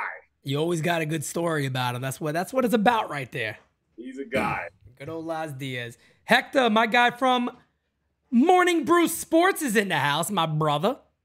What's going on, Hector? Kratz, of course. You guys know Braun. You know Yanks Morning Brew. We've done a little morning brew. Done a little morning brew. I'm actually out of my my coffee here. We've been going all day. Oh, look at Josh Donaldson flashing that leather. What are people talking about getting rid of JD when he has that leather glove? That gold glove at third base. Did I pull ahead of you guys again? Gold don't tarnish. No, it don't. It don't. 82 likes from 300, guys. Let's get there. Oh, I forgot about Carlos Rodon. Apparently he went 3 innings with 5 Ks in his game today. Ty France coming on the show tomorrow. Who is? Ty France is one of our guests on Ty France. Did he just get drilled? Yeah. Well, it was the lightest drilling of your life, but let's see. It was an Evo shield. Oh no, it barely hit the Evo shield. That's the best. That's the best one to get right there, though. The best 2 points on the on-base percentage. Get that one, and that is it. That's the one you want 0-2 if you're a hitter. Right. All right, come on now. I really want you guys to get these Ks. I need Cole to do his thing here. This is our guy. You got to get Teo. What do you guys have as a count right now? You got 0-1? Yes. 0-1. Perfect. Yeah, this is the guy you want to strike out. He already got one against him. He needs to get the other one here. He needs to start K'ing guys here because you're almost out of time here. This is your dude. Teo's off right now. There you go. You got the 0-2 on him. His timing's off. Right there. Everything. He is one of the streakiest dudes in the bigs for years too. I agree with what Terry just said in the chat too. Carlos is going to be a big key to the Yankees after the All-Star break. I mean, if they get shit going, that's a guy you want on the mound. Up, hit in the air. I ain't going to do it. Bad. That ain't going to do it. As Bader coming in, who's it going to be? It's like it's going to be Bowers to make the catch, 2 away. Bad. What's your guys' expectation of Rodon if he's healthy? 3.9 ERA. 3.9? Scott? I think if he's healthy, he's really good. I would say, 3.5-ish. 3.5? Hell, I'll take it. The National League, he's like a 3. You add about a half a run when you're in the AL East with the big boys. So I just need him to be, as long as he's healthy, I think he'll be fine. That's the main thing with him. You need to keep him motivated. He's got a big contract. Stay motivated. His best years are contract years. Mm-hmm. Oh, that is true. That is true. Because he got a 1-year deal with San Francisco. He had the good year with the White Sox. He got the 1-year deal with San Francisco, and he signed with the Yanks now. Well, then he also took the franchise tag or whatever they call it. Oh, the qualifying offer. Qualifying offer. Yeah. 2-1 on Kalenic. Runner on first base, 2 outs. Yanks still up 3-0. All right, a couple people in the chat are saying low 3 ERA. That would be the best damn thing possible for the Yankees. Oh, yeah. Is that? I mean, that's in the AL East. That's a number 2 starter. Yep. Damn right. He's fierce. If you oh shit! This one hit in the air to deep left field, going back, still back off the wall. That's gonna bring one around as it goes bouncing away from McKinney, and just like that, Seattle's on the board. It's a 3-1 ball game. All right, now it's getting a little scary for Cole now. Yeah. Now it's getting a little. Now you gotta get a little nerves going. Boone is starting to fidget around. He's saying, get that pen active. 1 run. Yeah, 1 run. I'm telling you, man. He's going to get the punch out here on 4 pitches. Back to back here. He could get Suarez, definitely. He could easily get Suarez. He's going to throw him a heater up and in. He's been going away the whole early in the game here. But he's going to go heater up and in for the punch out against Eugenio Suarez. Come on, baby. What do you think Rizzo's saying? Do you think anybody ever goes to the mound? Kratz, you ever went to the mound and talked about what's for dinner tonight? Anybody ever do anything like that? Is it always? It's not always baseball conversation. It can't be. It's not always baseball conversation. I was gonna say, come on. I love that Rizzo's in there. Sometimes it just takes dudes. Like Cole wouldn't be a guy that you'd go out there and say something. Sometimes I bet he would be a guy that would say something funny. Yeah. But there's definitely Rizzo, I think, would be a guy that would say something funny. I just don't know that Cole would be the guy. Not to do it with, yeah. Yeah. Not that he's like CC Sabathia out there or Roy Halladay out there. Yeah. You know, just he knows this is nut cutting time right here. Oh, there you go. You got the 0-2. Come on, baby. Put him away. What has he got? 3 or 4 today? 3. We got 3 Ks. 3 Ks. We got a lot of work to do. We're gonna get a heat struck him out right here. He's going to chase away. Suarez is not gonna chase, and then they're going fastball back up and in. See if he goes back to the heater. Hey, struck him out. There it is. Got a little heat action. To be fair, the chat kind of gave it away because they threw all my he's in there. Oh, so when the he's are thrown in there, that means you got to punch out. They threw all the little he's in there. When you got that, you know a punch out is coming. So they kind of gave it away from me there. I like it. We need 2 more, fam. Two 2 more, man. You got 2 more to go. He's going to go into the 7th. Yankees up by 2. You got to go to Cole in the 7th inning. You're not removing him here. Like, can we go 115 today? Like, is that taboo? He ain't doing it. Boone ain't going to do that. No way. He's a 110 guy. He's going to punch out Cal Raleigh. Mike Ford's going to hit a dinger. And then he's going to be pissed off and throw 3 balls at 100 miles an hour by the next 2 hitters. We're going to hit our prop. The Yanks are going to win. They're going to pull him in the 8th. We're going to go Canely in the 8th and Clay Holmes in the 9th. See ya. Okay. Hey, I can see it. We don't need many more of these here. They'll go Clay Holmes because the top of the order is up. So they'll go Clay Holmes, top of the order, and then Canely will close it out in the 9th. Canely or I think King got hit a little hard the other day. What do you think about the Yanks closing situation? You guys are comfortable with Holmes as a closer? I'm good. Yep. Here's my thing with Holmes. I love him in the emergency put out the fire role much more than even the 9th inning. He got the stuff for it, no doubt about it. But I love him as that guy that could come in the 6th, 2nd and 3rd, 1st and 2nd, bases loaded, and just put guys away. I mean, his stuff is filthy. I agree. I would love that. You're fireman, right? You're Andrew Miller.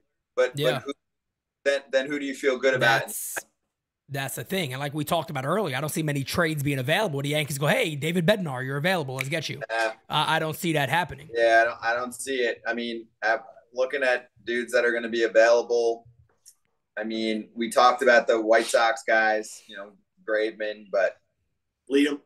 The mate. Yeah, Liam Hendricks, yep. If he's feeling okay. Yep. Not a lot of 9th inning dudes that are going to be available in my mind. I'm not seeing much. Yeah, first pitch to Rizzo was right down to Johnson, 0-1. Yankees only up by 2 now, bottom 6. Smack the like button, guys. Smack the like button. Hey, look at Rizzo having himself a ball game for once. Nice knocks tonight. Hey, 3 for 3. He needs it. He needed this badly. There's your contact hitter. Oh, I love it. And they gave him a double on that drop ball. That was bullshit. That was bullshit. They did the same thing to Volpe the other day. I don't know if you guys caught that when the Subway Series. He had a fly ball to Nimmo. Nimmo was underneath it. He literally just missed it, and they gave him a double. I mean, it was the most routine fly ball you'll ever see, and they gave him a double on it. You gotta love that as a hitter. Here's JD. Takes it right down to Johnson on 1. That would be wrong. That'd be bad. 3 Carlos, hits, previous 11 games. Look at that. Oh, good time to get hot right now because who knows when Judge is going to be back. Hey, how much love would Aaron Boone get if he would have bunted Donaldson right here? Oh, huge! I would have stood up and gave him a standing ovation. Here you go. Wait. Here's for Donaldson. This is for you, JD, right here. Here we go. Yo, you suck. There it is. There it is. Give me a ball. Give me a ball. You're DFA. DFA. Yeah, DFA please. Everyone. Oh, he's hearing that a lot. You know he's hearing that at the stadium. Of course. Hell yeah. He's actually trying to be quieter in the media this year. He's trying to just kind of chill. What the hell is he going to say? What the frick is he going to say? I'd love to have him on our show. I'll be great. I'll be great. You know, I guess the other thing. Spitfire. If you get him going. The other thing that somebody said about him the other day is he talked about retiring next year. He's like, I don't know if I'm going to play next year. So Yankee fans are like, well, then just wrap it up now. What the hell are you going to pitch? What are you playing now for? Just give it up now then. You're talking about retiring already. All right, leave. If you let him go, he's going to do something. He's going to help the team. I feel that way. I mean, there's some bad offenses. Actually, if you let him go, guess where he's going? Don't even say Twins. Minnesota? They need a third baseman. Yeah, they keep bouncing. Miranda that'll end it. Royce Lewis got hurt. Is Royce playing right now again? No, I think he's still hurt. Still hurt? I think so, yeah. Man, Josh Donaldson. He's hurt again? Well, he got hurt like a week after he came back. Scary. Yeah. Let me see. Rick said Donaldson wouldn't be able to bunt. No. When the hell's the last time he bunted? As soon as you get an MVP trophy, that's it. It goes out the window. You don't bunt in the first round. Completely goes out the window. All right, well, Cole has another inning here. I don't know how much longer he goes, but you guys need 2 strikeouts and you still got to hold on to the Yankee win. It's only a 2-run game here, so it's not like it's a given here. I'm less nervous about that than I am. So about the K's. So nervous. By the way, I mean, you definitely need the K's now, so you got to be able to get that before the win. The time is now, so. No, Lewis is playing again. I mean, he's not doing much, but he's playing. I mean, no one on the Twins is doing much. Their offense. Hey, you want to be frustrated? Watch some AL Central baseball. Oh, my God. What a horrible division. Wow. It's like what a horrible division. What do you get frustrated about? Hitting? Watch any team in the Central. Pitching? Watch every team besides the Twins and Guardians. So who comes out of that? Who comes out of that division? I mean, the Twins are the Guardians. Twins. Yeah, Twins. I still got to pull my Francona. I think Francona will be able to figure something out with that team. Yeah, they've got a shot. I mean, but then again, do they just decide on selling? I mean, at some point, you gotta let guys like Bieber go, don't you? You're not gonna resign him. But that would be one of those deals where they get a bat in return. Help them right now because they've got good pitching. I mean, they're one of those organizations. They've got a little raise in them now where guys come up and they do right away at certain positions. Yeah, they never bring up position players. Right, and they're not doing a great job of. They bring up starting pitchers that do enough. Yep. Relievers they trade. And real quick, guys, September 23rd is just a few months away, but it is our next event at Yankee Stadium. I know the fiance put 36 tickets in there. We actually only have 32 left. So make sure you guys click the link there. Get your tickets for the Audi Club, 5-star dining, best seat in the house. We always have an amazing time. Get your tickets. Don't miss out, folks. Don't wait because I can't get more. I can't guarantee more than the 100 that we usually sell out pretty quickly. Get them now. All right, quickly. We got a 1 and 2 count here for Cole. Come on, Dump. You guys on 1 and 2, right? Yeah, Big Dump is up. My man, Big Dump. Yeah, Big Dump. No, Big Dumper. Big Dumper. There it is. Hey, struck him out. One more, baby. One more, baby. There we go. It's almost like I told you this was going to happen. Hey, Kratz, look, you're the major league catcher here, okay? I expect you're going to notice stuff. He adjusted, though. Fastball was catching a little too much zone, and now he's got it right in that sweet spot. And now Garrett feels good about himself. Yeah. Garrett Cole feels good about himself. Mike Ford, deep drive. This is close. We've got 2 outs to spare. They're not letting him go past. TC Steele's called him the dump truck. Yeah. The dump truck. One more? Yeah. One more? It's 110 night. 1 and 1 count. This isn't. Right. Oh, it is 4. I didn't even notice. No wonder why the hell you did that. I'm sitting here looking stupid. Nobody's built like Mike Ford. Mike Ford. Look at that beard. You guys missed me. I had the mustache going. It looked phenomenal, by the way. Wow. It looked beautiful. Everybody, they loved it. They loved it. The fiance didn't like it much, but everybody else loved it. See, there's only one person that matters then. Come on, Pete. That's it. That one is outside. He count us 3 and 1. Come on. No walking Mike Ford here. Come on. He's scared of him. That's what it is. He knows. He remembers. He remembers it. He remembers it. So you guys need one more, and you're good right there. You just need the Yankee win. Okay. May or may not have put something on my forehead and dinger. May or may not have. Okay.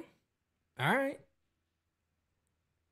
Call strike, inside corner, 3-2. Okay. All right, man. I'm gonna put the Yankee. Let me play the Yankee siren real quick that they play in the stadium. Because he wants to throw strike. Here it is. I said that's going too long. Hey, he struck him out. There it is. The parlay. Let's go. The parlay is on as of right now. Let's hope we hold on to the victory. Oh, that's true. Gotta get the 2/3 of W, man. parlay. I felt, like I said before early on, I felt like both of those were good to go. But the win. Yeah. And let him play. Let Cole go 8, man. Let him go 8. What is he at right now? Come on. I need another inning. 94 pitches. Come on. He's your ace. You can let him go the 8th. Caballeros, he's very Demonstrative. Yes. Thank He is We're thinking alike. Yes.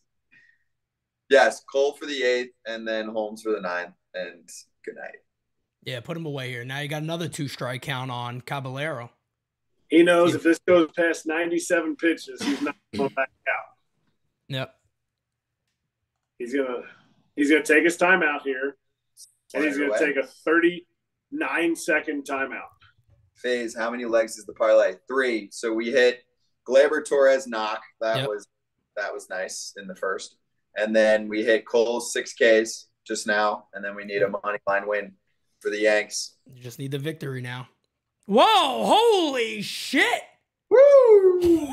What the hell was that? Look at Booney. Booney didn't even know how to chew his gum at that point after that one. Was he throwing at Booney? What the shit was that? Was the clock going? I don't think it was the. I mean, I'm gonna assume maybe it was that. He just got rid of the damn ball. 1-2 is outside. 2-2. My goodness. That was exciting. What happened? Hey, look at that. What's the StatCast numbers on that one? Long toss. God. Does that count against his fastball view? I don't know. It might. It's going to count against his pitch count, though. Yeah. Booney's like, that's it. I saw one bad pitch. Yep. I'm done. I'm still sticking behind. He's going to give him 110 because he's going to be allowed to go out and stay still and more. This is pitch 99 right here. Hey! He struck him out. Oh, that ball is dominated. Come on, baby. He strikes out the side. You got to give him another inning. You can't let somebody else come in this game. I need one more. You got to give him another one. You got to give him another one. What's the point is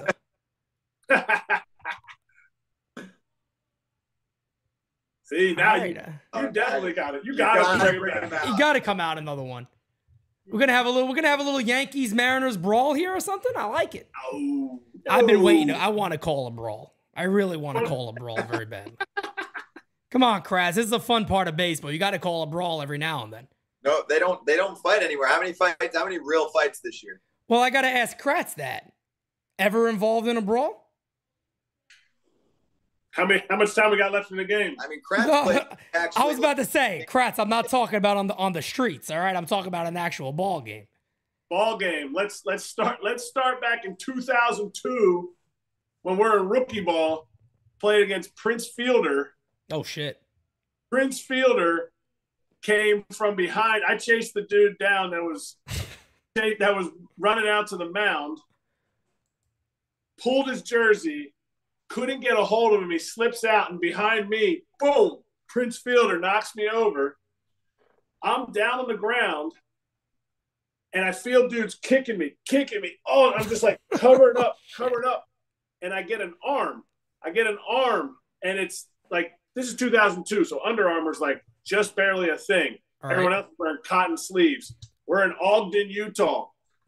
I get an arm, and I'm like, swing. I feel an arm over top of me. So I swing. I connect on somebody. No idea who I connect. The arm is down over my face. I bit through the Under Armour, and I hear everyone like, all right, well, chill out. And I open my eyes up, and there's their 60-year-old first base coach. He's got blood. He's got blood coming down his nose right here, not from his nose, from the top of his nose where I connected. Oh, man. And he had Under Armour sleeves, so I bit a 60-year-old man and punched him in the face who was trying to protect me. Wow, you pulled a straight-up Pedro Martinez, Don Zimmer moment in the minor leagues. I had no idea what was going on. Wow. But the best... That's definitely not a career highlight. That's not a career highlight for you. It was not a career highlight. I got to be honest with you. Not a career highlight. The best one in the big leagues that I was a part of was the White Sox and Royals in 2015. It was Samardzija versus pretty much everybody on our roster. Edison Volquez and Lorenzo Cain. Let's see who else was involved in that. Kelvin Herrera. He was involved in that. Taking some Giordano. Giordano, Salvi said afterwards. Yeah, Salvi said afterwards. We got a big talking to by our manager. Like, you guys can't be fighting. People get hurt. You can't be doing this stuff. And Salvi speaks up at the end of the meeting. He goes, well, hey, guy, if these guys have to fight us, then we had to fight them. That's what I had to say. Like, yes, the rallying cry. And only from Salvi. Salvi's like, I have to fight these guys. It's okay, I fight them. Funny, the last one with the Yankees, I gotta say, I think it was the Tyler Austin, Boston Red Sox, him and Kelly. Joe Kelly. Yeah, I think that was the last one when Judge had him in a headlock. Yep. I love those fights because Judge and Jockey Ballgame, they just put hands on people and they're just like pushing just them. They just move people out the way. They're like, all right, guys, we're not doing this. Yeah, we're not. And they're like, okay, sorry, sir. Yeah, they're super polite about it. Yeah. Sorry about that, Mr. Oh, yeah, Giordano Ventura was on that team then, wasn't he? Yep, Giordano. The KC team, yeah, he passed. Yep, that was sad. Yeah. Sad. You know, speaking of that, as the count is 1-0, I believe this is McKinney up. Speaking of that, me and Derek, NYY Recaps, we do a show together on Sunday. Designated Spitters here on this channel. This count is 1-1 now. Actually, 1-1. In the 2013 draft, 3 of the top 10 guys have all passed away. What? Just a weird thing to think about. 2010, yeah, I forgot who. I know Fernandez was on that one. Or 03. It might have been 03 or 2013. I know Derek was in the chat. Probably more 13. Yeah. I think it was 13. Jose Fernandez. There was a guy in the Cardinals. I forgot his name. Oh, Tavares? What was his name? Yes. Oscar Tavares. He was really good. And then there was one more as McKinney grounds out. There's one away. There was one. Tyler Skaggs. Tyler Skaggs. Yeah, so 3 of the top 10 passed away. Jeez. And that was pretty wild. I don't know. He said he just looked it up and he noticed. I was like, yeah, it's pretty wild. Not a good fact. Not at all. Not at all. Oh, Kratz, I've been meaning to ask you this. I got a couple of messages regarding your friend while you were with the Yanks, Davy Garcia. Me, hijo, you mean? Not my friend? Yes, your son. I'm sorry to disrespect your child. What's going on with this kid? I mean, what is it about him? He was going good with the Yanks for a little while. They did that whole opener thing, and they brought in Jay Happ, and it looks like he was never the same after that. I don't think that's the reason, but it was an odd thing to do. Who's got less of a leash? Him or Esteban Florial? Oh my God. I feel like he got he got more chances than Florial. Yeah, at least he was up this year. Yeah, but did he pitch? I didn't even see. He did. He pitched. He pitched a little bit. He didn't look good. He got beat up pretty bad. And then in AAA, he's getting beat up pretty bad too. And I followed it for a little bit. I haven't followed it for a minute now. Coaching high school, I have to lock into those guys. Not my son who's in AAA. Right. But it's one of those things that he was such an athletic pitcher. Mm-hmm. that I saw the guys they brought in no longer there, unfortunately. AAA pitching coach quit halfway through the year. Yeah. They left, they got rid of the pitching coach that was there, and he was a guy that really was – he was an ex-big leaguer, ex-AAA guy that really knew how to talk to Davey, how to get the most out of him, how to give him what he needed. And, if you don't have that as a young pitcher, and he's really super coachable, and it's like, well, what are you coaching? Are you coaching like you coach everybody else, or are you coaching him like you need to coach Davey Garcia? And I think I really think he's a guy that needed to have the right coaches around him because he's so coachable. Yep. I think they just didn't have the right mix. And it looks like, Kratz, it looks like you're actually going to be right on this one, as the count is 1-2. Or Volpe may have K'd already. I believe he actually did strike up. Nope, he's about to strike out, though. I saw it. I got Kirby's ahead still of that going. one. Kirby's actually pitched well. He's pitched very good. I know takes it right down to Johnson, 2 away. Yeah, that's a good pitch. But it looks like the Yankees are going to do what you said. They're going to go with Clay Holmes in the top of the 8th. No Cole? No, Cole's done. Cole's done. They're warming him up. Oh. Cole's not coming out.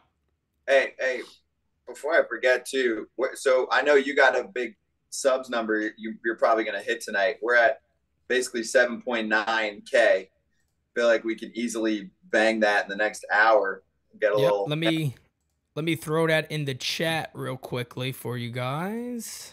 If you like what you see, Foul Territory, we got a live show during the day, 1 to 3 Eastern. If you want to give us a little sub, appreciate you. Yeah. I tell you, Kratz, they're beating Kratz up a little bit in the chat with the 150 at bats for Donaldson. They don't want to see this guy no more. I told you, Kratz is not going to be popular. It's not a popular opinion to have right now. I'm just telling you where now, are you telling us what you would do, or are you saying what the Yankees are doing? I would take one look at him, and I would have said, thanks for your time. I wouldn't even. Thank you. See, I'm happy I clarified that, folks. There you go. Yeah. He's with us on that one. Totally, but the Yanks don't do that. They're going to, they're not going to do it. Bend their decisions because Aaron Hicks, even though it doesn't matter now, we talked about him earlier. Right. Bowers flies out. That'll end the inning. Because you made a bad signing, and then as soon as you cut him loose, he goes somewhere else, and he's on your division rival hitting dingers. Yeah. Dang. But I agree. I get it. Obviously, when a lot of us talk, we're talking about what we would do, not necessarily what the team is going to do. And obviously, we all feel like that would be an immediate maybe pick me up. Unfortunately, sometimes guys get the blame, right? Sometimes players get a blame for a team struggling, or part of the reason why, and maybe that does boost the club up. Maybe calling a kid like a Peraza up at third base, he gets a little streak going. They're a better club all of a sudden. I've always said since 2017 when I first got traded to the Yankees need energy. The 100%. Yankees No question. And nobody's going to argue with that. And people are like, well, what is it? Is it too young, too judged, too old, whatever it is? The Yankees need energy. And it's not a knock against anybody. But you have to get eaten up, to not get eaten up in New York. Yeah. You need to be stoic. You need to have that stoicism. Yep. And I think Volpe has that. But you know what? You need somebody that's not going to get, I'm not saying it was me, but nobody's going to rip me in the media. They're going to be like, yo, Kratz, give me a ball. But you need guys in there that are getting the boys going. That's why I love Tommy Canley signing. That's why I love that they've kept Mike Harkey going in the bullpen as their bullpen coach. That's why I love what Trevino does behind the dish. And I love Higgy. I think Higgy is having a better year, and I think Higgy needs to get more playing time. I love those types of players, and I think I would encourage, if they bring up Peraza, bring him up. And I want you to be Flair. I want you to be Flash to get the boys going. Damn right. And that's another thing, too. Something I brought up. I know you guys are familiar with Ben Rortvedt, who's in AAA right now for the Yankees. Big, strong catcher. Like we talked about, high butts get injured easy, right? He's one of those guys. He's built like a tank. And he was healthy. They called him up to play the Reds, and he's doubling off the wall. He's doing everything you expected. And then he's another guy that's hitting 340 in AAA right now. And the Yankees are just like, yeah, another lefty catcher, good defense. I know we got Trevino. I know we got Higgy, but we're getting no production out of that spot. Why not go and get another young kid that's 25 years old that's doing it up in the minors? I know that kind of says, well, then Higgy, you know, what do you do there? Do you release a guy or trade a guy who just won a damn platinum glove? No. Paul's still in? Oh, he's still in. Yeah. I'm impressed. He is in there. Wow, I didn't even notice that. 103. Come on. I'm just rooting for a little pitch count leeway here, finally. I'm shocked by this, to be honest. The jokes, people are like... He's got one hitter at a time right now. I'm actually shocked. Earlier in the chat, people were like, nothing gets Aaron Boone more excited than a call to the bullpen. Yeah, that's one of my famous lines, that he gets very up and excited for that. What did I say? He was going to have 110 pitches. He did. 2-2 count right now on Dylan Moore, top of the order. I'm to be honest, I got to tip my cap to Boone right here for sticking with his ace. And he got another one on the board. Another he struck him out, one away. Man, racking up the Ks now.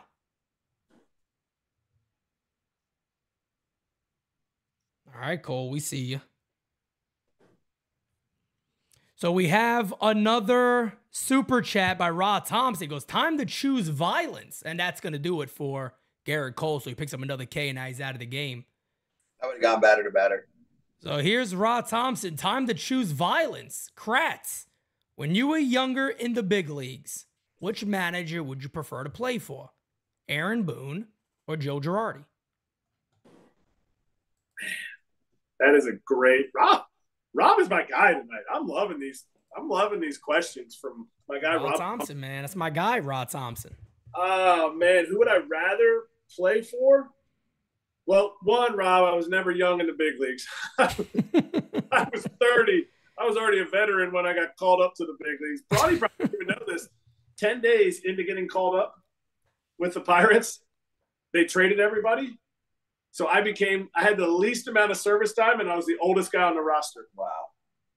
Anyway. Who'd they trade? What was that? They traded everybody. That was like Octavio Detel. They traded Brandon Donnelly. They traded Freddie Sanchez. They traded all those guys. Ryan Church. Now, who would I rather have? Who would you rather play for? It sounds like such a PC answer. I love both of those managers for the different way that they handled things. Okay. But Girardi was not the hard ass that everybody thinks he was. All right. That the media portrayed him as. Okay. And I love Girardi because he was a catching guy, and the way he would talk catching, and it was never like, oh, this is the right answer and this is how it has to be. Yeah. I love Booney because Booney was able to connect without being your friend.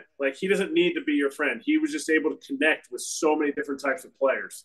So, man, you're going to make me choose because I'm not going to. You got to choose. You got no choice. You have to choose. I got to choose. I'm going to take. Come on. Come on. I know what you're going to say. You got to do it. You know why? I'm going to spoil it. I got to spoil it. Kratz, you're a catcher. You can't do it. You got to stick with the catcher. I'm taking Joe Girardi. There it is. Now you're winning supporters here. There we go. No, see, I'm helping you out here. I'm helping you out tonight. Good job, Rob. I know, Rob. I know, but it's because he's got a ring. That's why I got to take him. Okay, that's fair. That's fair. That's fair. You think he's gonna manage again in the majors? Yes. I think he should too. Apparently the UCF college baseball job the other day. Is that about that? No. There was a report out there that he got the offer, and he was thinking about it, I guess. I mean, that's right on the ground to third. There's going to be 2 quick outs. Right. So we need one more for Clay Holmes here. That's why I was like. But he's a Florida guy. I don't know. He's an everywhere guy. Yeah. His daughter's a heck of a basketball player. Joe Girardi's daughter. She can really? She can ball. Yeah, you definitely just won a lot of fans in this chat just now by giving that answer. If you said Boone, it would have been ugly in here. It would have been ugly in here. But I could defend it. I could defend it. Right. And you're gonna when the Yankees win the World Series because they're still my pick. Okay. That's why the only reason come on. I'm the biggest Yankee fan on the planet. I can't sit here and tell you they're gonna win a World Series this season. I mean, they're still my pick. I have to stick with them. I can't just. You're right with that. You're right. I mean, I did have them winning the division, and that doesn't look too likely. So I didn't have them win the division. You did. So you had them winning the World Series as the wild card team.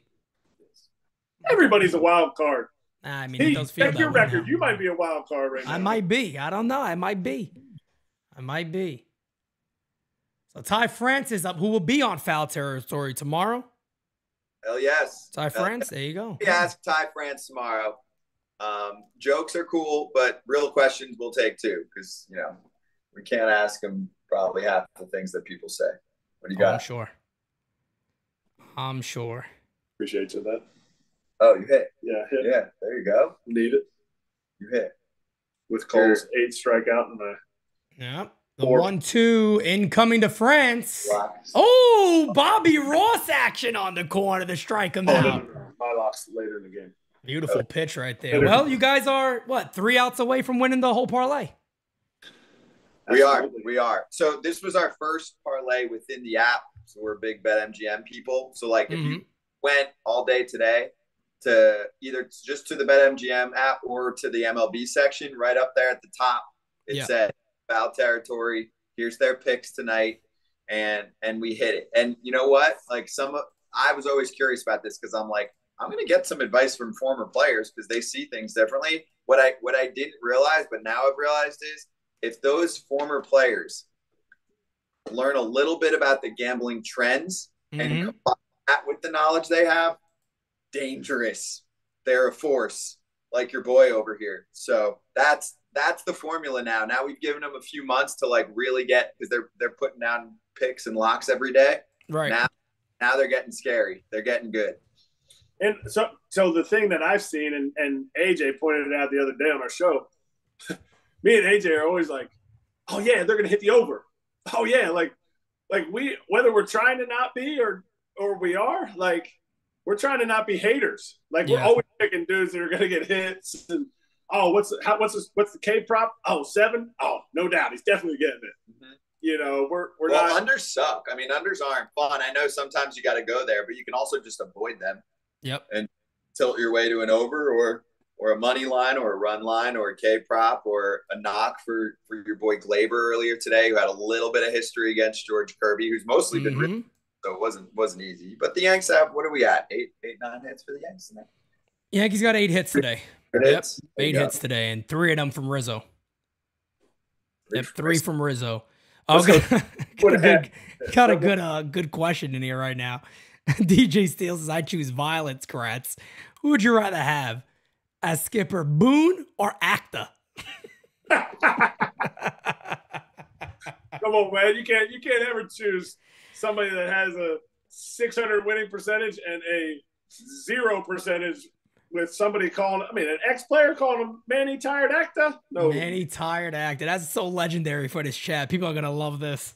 They're going to love this. L.I. Yankee King loves this dude, man. I never seen anything like it. Why? I have I'm like, bro, what is the real reason behind this? It's an obsession at this point. Last time too. Really? It's an obsession. It's a complete obsession. I think he did ask last time, probably. But it's a complete obsession as Gleyber Torres swings and misses. Family. Maybe. Maybe L.I. is for loser intern. I don't know. I like his questions before, but I thought it was for Long Island. I don't get it.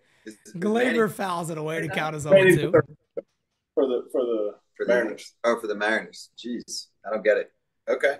Let me ask you guys a question about Ohtani, because I heard the Angels guy came on the show saying he doesn't do media, and I brought up in the chat here, if Ohtani comes out, he goes to the Dodgers, let's say, as Gleyber strikes out, looking right down to Johnson, 1 away. If he goes to, let's say he goes to the Dodgers, he has to start talking to media, right? Or is this going to be something they just say, the hell with it? You don't have to speak to nobody, just hide you and do your thing. Because in New York, that's a tough sell in a place like New York. That's no shot in New York. LA, definitely a shot. They already have Freddie. They already have Mookie. They already have Kershaw. They have dudes that'll talk. Like, they have dudes that know the role. You want me? Because he's holding all the chips. Like, everybody, you can guess whatever kind of cash he's going to get. Somebody says $60 million a year, they'll be like, oh, that seems like a lot, but okay. Like, he's going to start adding stuff like that. Like, he's not 2 players, and he's $20 million in marketing in the right market, right? He's making the Angels at least an extra $15 million on marketing.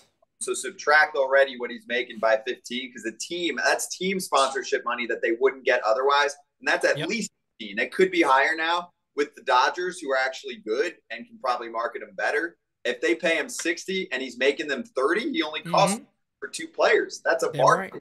Right. It is a bargain. Out of control as long as he gets through the season healthy. Yeah. You think it affects his play at all? I know that might sound a little silly, but I was talking about that. No, I'm talking about if he had to, let's say for an example, as now Giancarlo Stanton takes a strike right down to Johnson and is 2 away. If he goes to like a Mets, for an example, let's say he's pitching poorly, he's struggling a bit. If he has to start answering questions from the media, you think that affects his play at all? Like, gets in his mind at all that he's going to have to answer for this performance? Or is that something he's just going to avoid? I'm not going to go there. He doesn't. It won't affect him because he won't talk to them. He just goes plays video games, and he's like, I'm awesome, so I'll talk to you on start days. That's when he talks to the media. And that is so wild. If he hits him, like if he has a 3-homer game, you might get him. Right. Otherwise, it's once a week for a start. And then he, of course, talks to Japanese press. I don't know how often, but American media gets him once a week. And it's obviously a zoo. And so if you're New York media, you're going to get like 5 questions once a week. He's going to give you cookie cutter answers, and you're going to move on. I was going to say good shit. I remember Hideki Matsui answering questions with the Yanks back in the day. Ohtani. And I mean, look, nobody's a star like Ohtani is. Yeah. Matsui was the biggest star then at the time for that market. And, he answered questions and things like that, but. Right now, so we brought this up the other day. We had Jeff Fletcher who writes, and he wrote a book on Ohtani, and he writes on him, covers him every day, and he was on Foul Territory with us, and Kratz was talking about it. Like, does it matter that he's not available? Because for us, we're thinking about the whole game itself. Like, if he talked more to the media, it would just be cool to hear more about what he's saying, but he just doesn't want to. So we're not blaming him. We're just pointing out that the best player in the sport, right? Like LeBron's been the dude carrying the NBA for a long time. He can't stop talking. He talks after he talks on his socials. He's all over the place. So when you don't have something like that in our sport, it definitely hurts the sport. And then of course, like especially Angels fans on Twitter get so they get so offended. They're like, how dare you? He doesn't have to talk to you guys, whatever. Yeah, you can't say nothing about him at all. No, I guarantee you if Ohtani went to New York and he was acting like he does here, which it's fine. He can do whatever he wants, right? If he's only talking once a week, New York media would not stop writing articles. This dude won't talk, bad for the game. He needs to open up more to the media. And they'll blame not just Ohtani. They'll say MLB should make him have more press conferences, whatever, right? So he likes to talk with his game, which is fine, right? He doesn't do BP usually on the field. He'll do it like he'll hit Yankee Stadium, Fenway, some of these spots where he knows they want to see a show before the game, and he'll do it just for them. He plays. That's wild though, man. That's so wild to me because, like you said, I mean, you're talking about a kid, right? That's young, doing everything right. He is you can make an argument he's the face of baseball, but without the media, like you said, without talking a little more, it's hard to be. How can you say you're that? How can you be the face? How can you be an Aaron Judge when he's healthy and on? You can't be. Judge talks, he's available. And we asked about Trout. Trout will talk, I mean, he's not going to give you the world's best soundbite, right? He's not looking to be that guy. Like, he's not Bryce Harper, who will drop a fun line that'll go viral every once in a while. But, I mean, we got to just appreciate what Ohtani does on the field instead. True. As Clay Holmes is going to look to finish off this game and get these guys their parlay victory. Yanks 3 outs away from doing that. Hell yeah. Yeah, get everybody that parlay. Everybody's riding. Yeah, that's right. Everybody's doing it with you guys. Okay. 0-2 quickly on Teoscar Hernandez. Are we getting 3 outs from Holmes, or are we going to switch it up with Peralta? I don't know. They might go to I don't know if maybe he's going to let him face Teoscar only and go to the lefty to face Kelenic. I mean, you can't take – if no one gets on base, you got to have – That's what I'm saying. There's no point. Just leave Holmes in. I mean, Holmes is dominating. Pitches, too, to start the inning fresh. I mean, you got plenty of pitches to work with. And he's been phenomenal as of late. Like, he's been unhittable as of late. Oscar Hernandez is struggling. He just doesn't look like he's on. Man. What is it about? I mean, guys go to Seattle and they just die there. It's a big ballpark. I mean, it's a big difference, right? From Toronto to Seattle. That's a major difference. And the travel, woof. Every flight. Yeah, I never think about that. You don't think about that a lot. Every flight. Seattle to New York it's like going to Europe. Yeah. 1-2 now on Teoscar. Nobody on. It's a trip. That's in their division. Yeah. Oh, Devon Cerna in the chat. I never got your email on the giveaway. So, again, NyynewsTV@yahoo.com. Send me your information so I get that out to you. I think you're the only person I'm missing on the giveaway. And Jackson, I see what you're saying. Otani understands English, not comfortable speaking it. No, I'm not talking about that at all. You can talk with translator. I'm definitely not. Anybody that is in the league that wants to go through a translator. There's some guys that are hilarious through their translators. Randy Arozarena now. I was gonna say it was the same beef. Look, the Yankees had that same problem a little bit with that's a foul ball down the right field line. Count remains 2-2. Yankees had that issue with Gary Sanchez a little bit, even when he was hot. Is that he spoke English, he was uncomfortable speaking it, so he went through the translator. And he typically answered all his questions through a translator. So I don't think that's something that's affecting it at all. You could definitely answer your questions through a translator. No, they've got a great setup, the teams with translators. Everybody now. It's more of just like rules where they're like strict schedule. He's got, a billion endorsements and all of that. I still think, can you create 10, 12 minutes at least once or twice more per week? The answer is yes. Right? Yeah, and that's a good point too by TC Steele's Tanaka. Tanaka always spoke to the media. He was one of the regular guys speaking to the media. I mean, think about it. You're the Angels right now. You're playing well. Your team wins 5 in a row or something, and you don't. It's a great time. Right? Come on. Hit on the ground at third base. Donaldson fields, fires this one away. Oh, 100%. And you got everybody thinks because somebody's a superstar that all of a sudden they're just going to have this big personality and I love this. Yeah. I would say probably that's not the case. Yeah. In general, that's not the case for the superstars. Now, sometimes, but if I were to choose, I would say, no, this guy's probably not a super outgoing person. He's always been bombarded by so many people, and I'm sure it's no different for Shohei. Yeah, definitely. So do you guys so if somebody were to ask you, do you have an issue with it? Do you think he should talk more? I think he should, yes. And no matter what his numbers are, for the game of baseball, and like you said, you made a great point. I didn't think about that. For the Angels playing the way they're playing right now, why wouldn't you want him talking more? Right. Now's your time, right? Angels are 100%. Angels are a weird organization. It's run very. I know you have a lot to say about the Angels. you know. Huh? I know you have a lot to say about the Angels. The 1-1 is hit on the ground to first base, covering his homes, 2 away. There it goes. 1 more away for the Yanks to get a W. For once, finally. Finally, I don't have to scream after a game for an hour. Oh, strikeout machine here too. This is strikeout. This is a tough at bat for Holmes because he's throwing the ball right into Eugenio's wheelhouse. Wow! He's gonna put him Not away a damn easier. getting him no strikes. Gotta love it. A 9:30 dinner res call right there.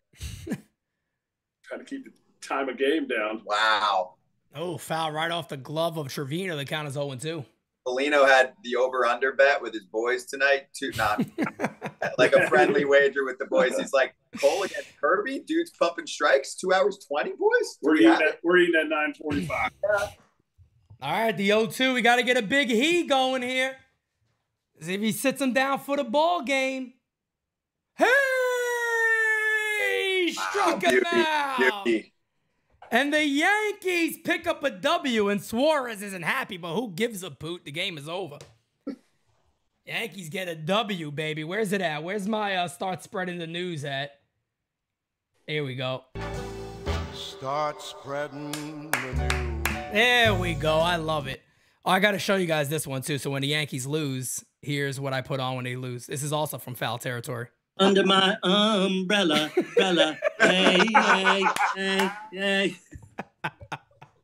So I'll go like this. And the Yankees lose another one. Under my umbrella, hey, hey, hey, hey. I got to give it to Booney, man. I got to give it to him anytime I can, all right? I got to give it to Boone, man. You'll only find it at FT. Wow. I'm telling you, man. Just hilarious. A little Jack Sparrow. Parlay. Yeah, you guys get the parlay victory. Nice. Hey, we brought you a dub, okay? We needed it. The Yankees desperately needed it, man. A horrible performance against the Red Sox. Just absolutely got beat up. Yankee fans panicking all over the world right now, and this win kind of calms us down. Garrett Cole still Garrett Cole. The Yankees bullpen still the bullpen. 3 big hits for Rizzo. I think that's probably the player of the game for the Yankees. They need him. We have no idea what the timetable is for Aaron Judge. So an overall good performance for the Yankees. They pick up the W. Hopefully it leads to a little more for them. That was awesome. That was fun. You know, we got to get in here at some point. We'll see if I can convince them. Maybe give him a couple drinks. Todd Frazier. I'm whatever. Telling you, man. Get Todd in here. Look, Todd's a Jersey guy. We'll have fun. Rip a shot for each pitching change on a non-cold day. Oh God, please. How about the watch that'll be great. Yeah, steer clear. And guys, real quick before we jump out of here, drop your voicemails for tomorrow morning's All Rise show at 11 a.m. 804-592-6160. Leave your voicemails in there. Talk about, of course, whatever you guys want. We'll answer whatever you throw in there. And again, guys, to September 23rd, Yankee Stadium, Audi Club. Do not miss it. 32 tickets left. Get your tickets. Do not wait. You guys already know how great our events are. I'm going to leave the screen as we close out here. I'll leave it with our event, last event at the Audi Club. You guys are going to want to be there. Kratz, Braun, any last words from you guys? We appreciate everyone for hanging out with us. Of course, hit us with a sub if you like what you see. We do our show live every day, 1 to 3 Eastern, and then we post a billion videos. We've already got like 1,000 videos up there, and so if you want all Yankee stuff, you can find it. Obviously, we love doing this with Pete, so we'll be back. And we'll try and hit the event too. I don't even know what I'm doing next week, but we're on the road a lot. We do a show actually in Atlantic City every other now at Borgata if you want to meet us in person. So Kratz and me, Todd Frazier's with us for those shows. And then in our fam is AJ Przinsky, Adam Jones, Lorenzo Kane, Jason Kipnis, Brock Holt, Ken Rosenthal, all part of the Foul Territory fam with all the shows that we do. So, and there's Fair Territory that Ken does. So plenty of Yankee talk. We get to the Yanks, I would say, almost every day because fans. Yeah, you guys get some shit for it. I've seen that in the comments. Mm-hmm. Sometimes you go, "What about the Cincinnati Reds?" Well, now they're winning. We'll talk about them. Okay, that's what I would say. Exactly. I'm an asshole. I'd be like, you know what? Now that they're friggin' winning, we'll talk about them a little bit. All right? Yes, exactly. So covering all 30, but we're here for you. So thanks. This was really fun to watch with everyone. A nice tidy 2 hours from Garrett. We'll take. Oh yeah, great performance by Cole. So with that being said, guys, for another GameSZN Live, I am Pete Simonetti. We are getting closer and closer to that 17K, guys. We appreciate you. Kratz, Braun, you guys are the best. Thank you so much for coming on. Until next time, guys, we are out. Catch you very soon.